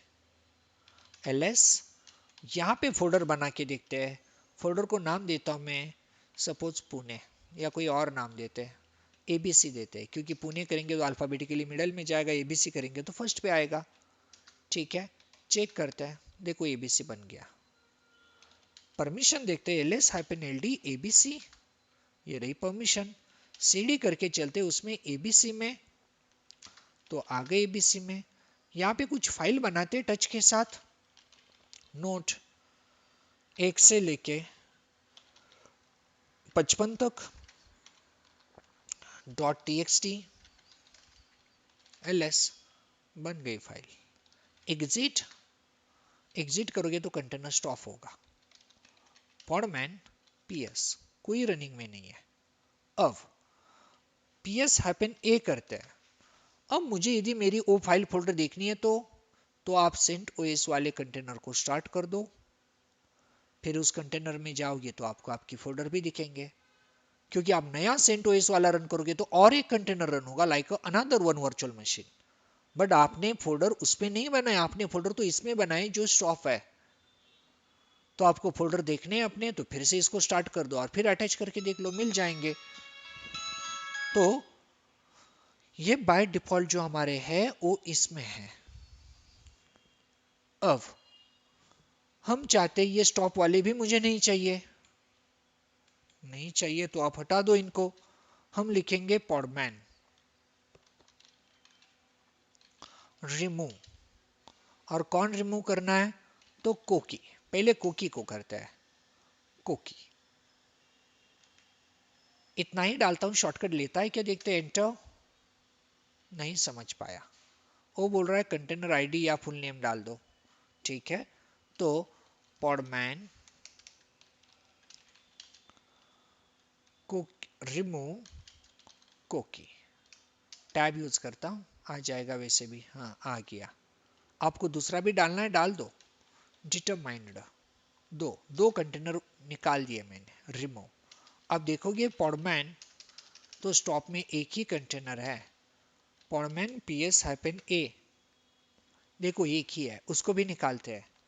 पॉडमैन मैं कंटेनर आईडी का भी इस्तेमाल करूँ तो चलेगा। हाँ? देखो क्या है ऊपर आईडी, E6EE है, बस इनफ है, एंटर। हटा दिया उसको भी। तो अब मेरे पास कोई स्टॉप कंटेनर नहीं है, मेरे पास है तो इमेजेस है, पॉडमैन इमेजेस। ये देखो 3 इमेजेस है। अब फिर से एक बार स्टार्ट करते हैं, पहले उबंटू को, तो पॉडमैन रन ऑप्शन IT और docker io.library/ubuntu/bin/bash। अब देखो ये कुछ भी नाम लेके आता है, आप चाहते हो नहीं, आप डिसाइड करोगे इस कंटेनर का नाम क्या होगा। So it's your choice. Double hyphen name is equal to, मैं लिखता हूं ubuntu, या फिर u22.04, ubuntu 24.0.4 कुछ बता रहा था वो, ये तो इस नाम से रन कर रहा हूं। ठीक है, ये आपको लगता है ये तो मुश्किल बन गया, तो उबंटू लिखो सीधा, उबंटू 22, इनफ। Okay enter. तो जब आपका कंटेनर अब स्टार्ट होगा, उबंटू 22 नाम से होगा।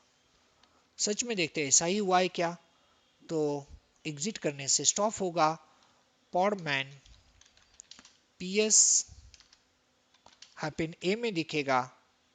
देखो उबंटू 22 इसका नाम है। रिमूव करना है, पॉडमैन रिमूव उबंटू 22, बस चला गया। अब और एक दिक्कत कि जब मैं एग्जिट कर रहा हूं तो कंटेनर एग्जिट हो रहा है, मतलब ऑफ हो रहा है। मैं चाहता हूं मैं एग्जिट करूं तो भी कंटेनर एग्जिट ना हो। तो तो देखो, जब आप इसे रन कर रहे हो ना, तो चेंज करते हैं। यहां पे मैं dt करता हूं, IT का इंटरेक्ट विद टर्मिनल, dt का मतलब डी अटैच विद टर्मिनल। तो इस बार मैं इस पे अटैच नहीं होना चाहता, और इसको बिन स्लैश बैश भी नहीं बताता, क्योंकि मैं बिन स्लैश बैश इसलिए बताता कि मैं बैश शेल से उसको ओपन कर पाऊं। और मुझे ओपन ही नहीं करना है, सिर्फ रन करना है। एंटर, ये तो रन हो गया। देखना है तो देखो पॉडमैन पीएस, तो देखो उबंटू चल रहा है, नाम उसका उबंटू 22 है। अब ये रन तो है, लेकिन मैं उस पर लॉगिन कैसे करूँ अब?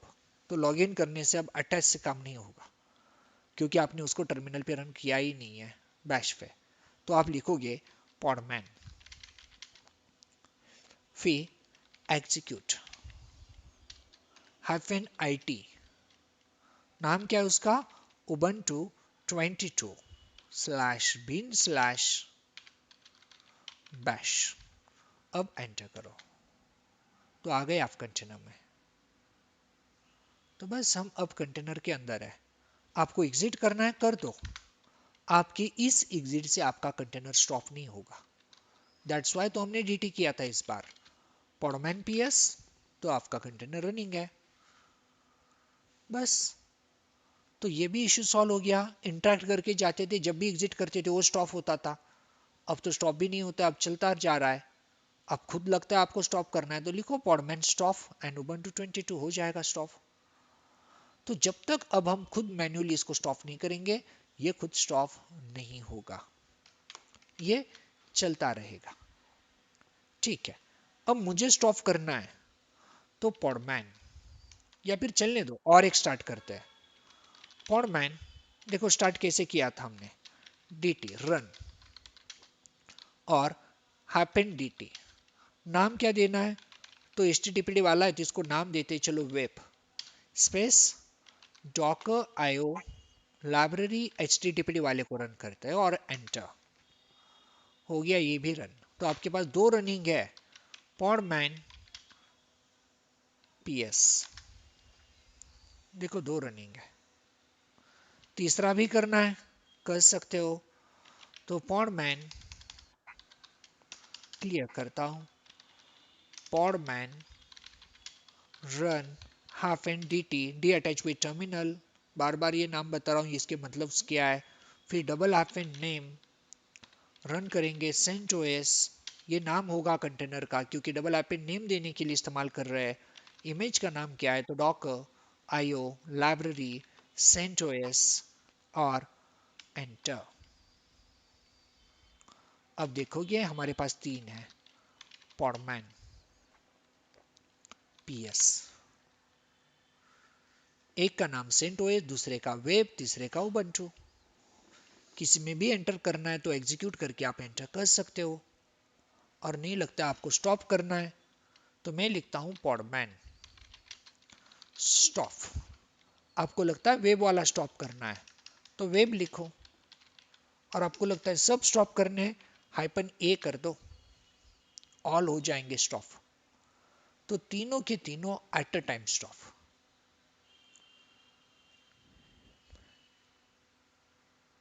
हो गए, तीनों के तीनों स्टॉप। अब देखो podman ps में कोई है क्या? कोई भी नहीं है। फिर podman ps -a में देखो तो तीन स्टॉप में जरूर मिलेंगे, तीनों के तीनों रिमूव करने हैं। podman rm रिमूव -a, बस तीनों रिमूव। आपके पास कोई भी रनिंग नहीं है, ना कोई स्टॉप है। podman ps os नहीं ps, एक भी रनिंग नहीं है। ps -a ऑल, कोई नहीं है। हो गया क्लीन अप। देखो फिर कितना आसान है, किसी भी इमेज को लेना है, रन करना है, पॉसिबल है। अब यहां से बाहर आते हैं तो podman के साथ हमने देखा ऑपरेशंस कितनी इजी है, सब कमांड नोट्स में दी गई है। इंस्टॉलेशन कैसे करना है, फिर यहाँ पे हम इंस्टॉल करेंगे podman को तो इंस्टॉलेशन प्रोसेस क्या होगी। इमेज देखनी है podman की तो podman इमेजेस चलाएंगे। podman वर्जन देखना है तो podman -v। इंस्टॉल करने के लिए podman इंस्टॉल किया था हमने yum इंस्टॉल podman के साथ, फिर कंटेनर टूल को इंस्टॉल किया, और यहाँ पे जो एक स्कीप किया था मैंने यहाँ पे, तो यहाँ ये वाला।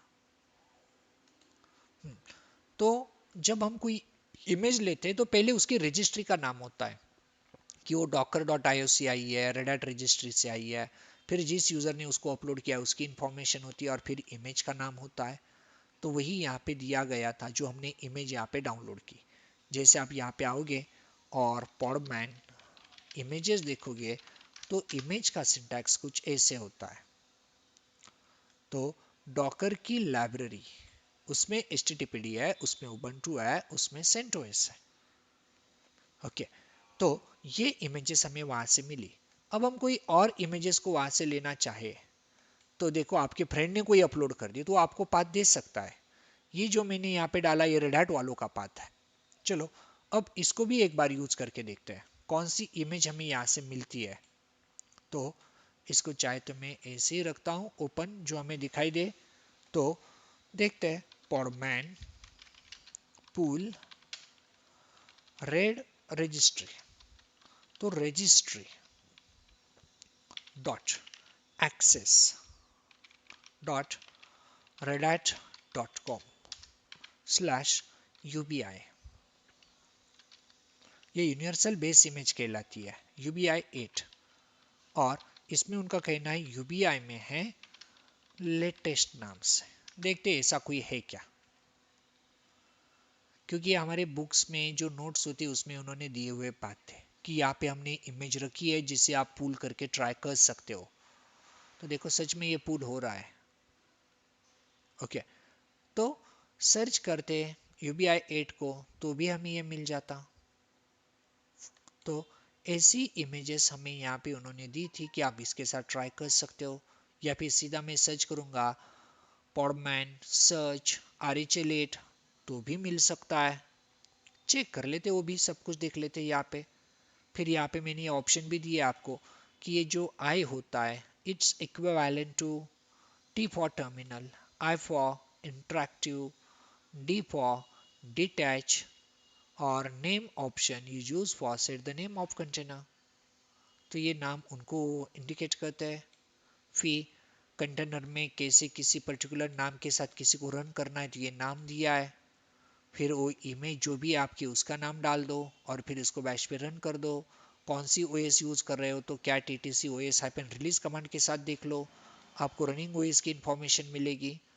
फिर इमेज को सर्च करना, इमेज को पुल करना या इमेज को रन करना, वही ऑप्शन है जो हम देख रहे हैं यहाँ पे। PS रनिंग प्रोसेस दिखाएगा, आपको स्टॉप कंटेनर देखने हैं running as well as stop तो PS हाइपन ये चलाओगे। तो सब कमांड में सेम लाइक ऐसे ही ऑप्शंस दिए हुए हैं। अब किसी को आपको रिमूव करना है तो आप रिमूव भी कर सकते हो। ठीक है, इसके बाद और आगे देखते हैं।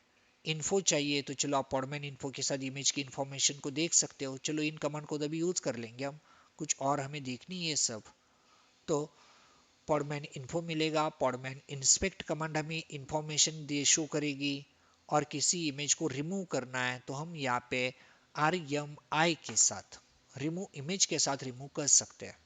ठीक है, पहले इनको देख लेते हैं, फिर ये एग्जीक्यूट जो हमने अभी करके देखा था तो ये भी एग्जीक्यूट कर सकते हैं। चलो पहले ये समझ लेते हैं, इसको देखते हैं। हाँ ये आ गया। अब फुल स्क्रीन करके देख लेते हैं फिर से। तो पॉडमैन इमेजेस कौन सी है हमारे पास, पॉडमैन इमेजेस देखो 4 है, एक UBI के क्या आई है। पहले हम देख लेते हैं पॉडमैन इन्फो क्या दिखाता है। docker.io/library/CentOS।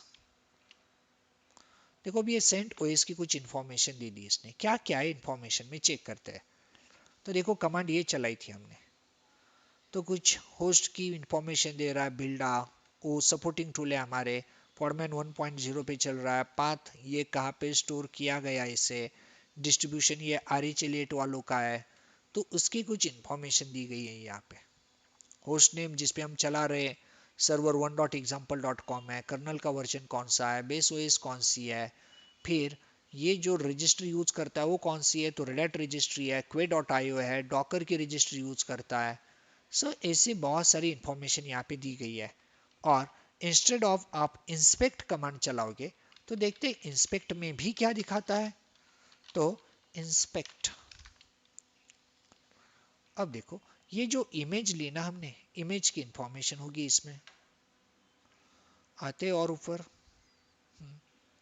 तो इन्फो, इन्फो के नीचे इंस्पेक्ट यहाँ पे चलाया तो इमेज का आईडी है, उसकी कुछ डाइजेस्ट कुछ इंफॉर्मेशन दे रहा है, रिपोजिटरी डाइजेस्ट, तो उसकी जो भी डिक्शनरी है, सॉरी डिक्शनरी नहीं कहेंगे, जो भी इसके अल्गोरिदम्स है एसएचए, उसके थ्रू उसका एक यूनिक आईडी, जैसे एमडी5 के उसके होते हैं, तो ये यूनिक आईडी दिखाया हुआ है। फिर और नीचे आएंगे तो ये कहाँ पे स्टोर हुई है उसके पाथ दिखाए, बिन बैश पे ये चल सकता है, बैश को आपको लॉगिन मिलेगा, वर्जन कब का है उसकी इंफॉर्मेशन कुछ है, तो बहुत कुछ इसके बारे में डिटेल दिया गया है। इसको भी क्लीन करते हैं। अब जो हमारे पास इमेज आई थी, इसको रन करना है मुझे, तो कौन सी ओएस से पता नहीं चला, डाउट तो आरएचएल 8 का है। ओके, तो चेक करके देखते हैं सीधा रन करके। तो पॉडमैन रन, इस बार आईटी कहते इंटरेक्ट विद टर्मिनल, नहीं देते कोई नाम, registry dot red dot com UBI, ठीक है। इसको रन करेंगे स्लैश बिन स्लैश बैश पे। आगे देखते हैं एलएस करके, कौन सी ओएस है, cat etc OS hyphen release,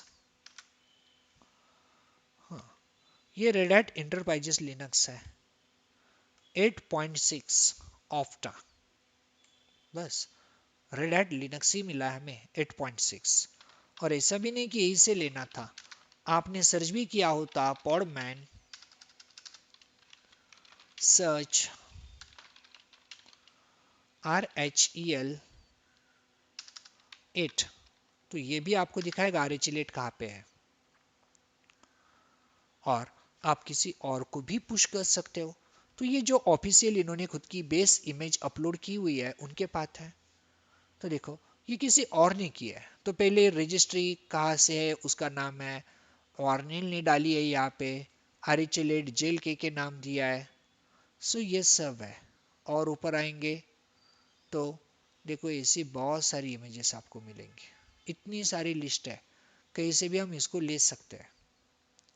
open GD क्या है, देखो ये जावा की उसके वर्जन भी हमें यहाँ पे दिखा रहे हैं, क्योंकि RHEL 8, चलो यहाँ पे भी है पाइथन, कुछ नाम और भी मिले, सो इसमें पाइथन भी इंटीग्रेटेड होगा, RHEL 8 होगा उसमें पाइथन होगा, तो बहुत कुछ है। PHP वाला है, Nginx इंटीग्रेटेड है RHEL के साथ, तो ऐसी अलग अलग ओएस हमें यहाँ पे मिल जाएंगी। चलो ये है क्या देखते हैं ना एक बार पुश करके, तो इसको भी लेके आते हैं, फुली नहीं लेंगे, यहाँ से इनफ है। रेड हैट रजिस्ट्री से मिला, कॉपी और क्लियर करते हैं, पॉडमैन पुल, और उस इमेज का पार्ट डालते जो हमें सर्च में मिला, और एंटर। नहीं, क्या बोला यहाँ पे, pull name image registry Red Hat IO unable to pull registry Red Hat Python unable to pull image, failure है, कुछ गलत लिखा है क्या, registry dot Red Hat IO RHEL 8 Python 36 नहीं मिला। फिर भी देखते हैं कि हमने सही पाथ लिया, कुछ मिसिंग हो गया, मिसिंग तो कुछ नहीं लग रहा है, कॉपी पेस्ट ही किया था, ये वाला लिया था। चलो डॉकर का किसी का इमेज लेते हैं, क्योंकि रेड हैट के रजिस्ट्री पे बहुत सारे रिस्ट्रिक्शंस होते हैं, ये लेके आते हैं, ये वाला ट्राई कर लेते हैं, क्योंकि red hat fully open source में नहीं रखा है, अभी भी चल रहा है प्रोसेस इसका शायद, हाँ हटा देते हैं, ठीक है पेस्ट करते हैं।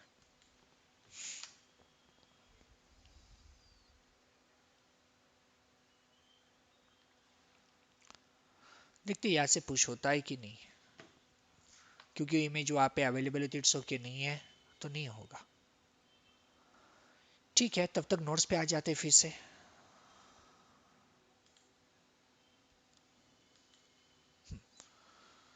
तो फिर से मैं इसको फुल स्क्रीन कर लेता हूँ तब तक।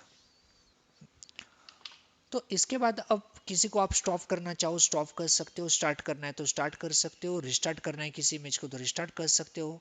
किल और स्टॉप में क्या होगा, तो किल सीधा उसको बिना ऑथराइज प्रोसेस के डायरेक्टली किल कर देगा, डायरेक्ट क्लोज। तो स्टॉप मतलब जैसे हम शट डाउन करते हैं या पावर ऑन करते हैं, तो ये प्रोसेस के थ्रू होता है, ये किल का मतलब सीधा उसको किल करना। फिर इसके बाद जब हम रूट से कंटेनर को रन कर सकते हैं वैसे रूटलेस भी कर सकते हैं। रूटफुल और रूटलेस में फर्क क्या है?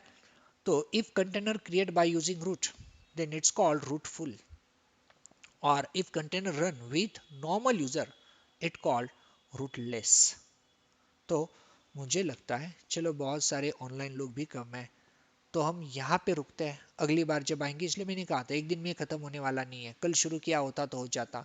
बट चलो इतना कुछ नहीं है, 25 तक आ गए, 10-15 पीपीटी और है जिसमें हमें ये देखना है कि जो कंटेनर हमने लिया है कंटेनर में कैसे वेबसाइट को होस्ट कर दे। वेबसाइट होस्टिंग हम फिजिकल पे कर चुके हैं, हम कंटेनर में करना चाहते हैं। एज वेल एज हम रूट के थ्रू और बिना रूट यूजर वाले से भी कंटेनर को रन करके देखना चाहते हैं। फिर क्या डिफरेंस होगा, क्या रूट करना चाहिए या रूटलेस करना चाहिए, ये भी डिस्कस करेंगे। वेब सर्वर कैसे रन करना है, या फिर मैं माई एसक्यूएल को इंस्टॉल करना चाहता हूँ उसमें कैसे करेंगे। तो ये फिर हम अगले सेशन में देखते हैं, और फिर उसके बाद हमारे एंसिबल को जाएंगे। तो आप तब तक प्रैक्टिस करना पुराने वाली की, इसमें कुछ नहीं, ये बहुत ही सिंपल सिंपल टॉपिक है। बट इंटरव्यू में भी ये ज़्यादा नहीं पूछे जाएंगे, बट आप फिर भी प्रैक्टिस करना इनकी। चलो इसको मैं स्टॉप करता हूँ, फिर ऑनलाइन यूज़र करे चाहे तो यहाँ पे स्टॉप। यस कोई, या okay, bye all of you.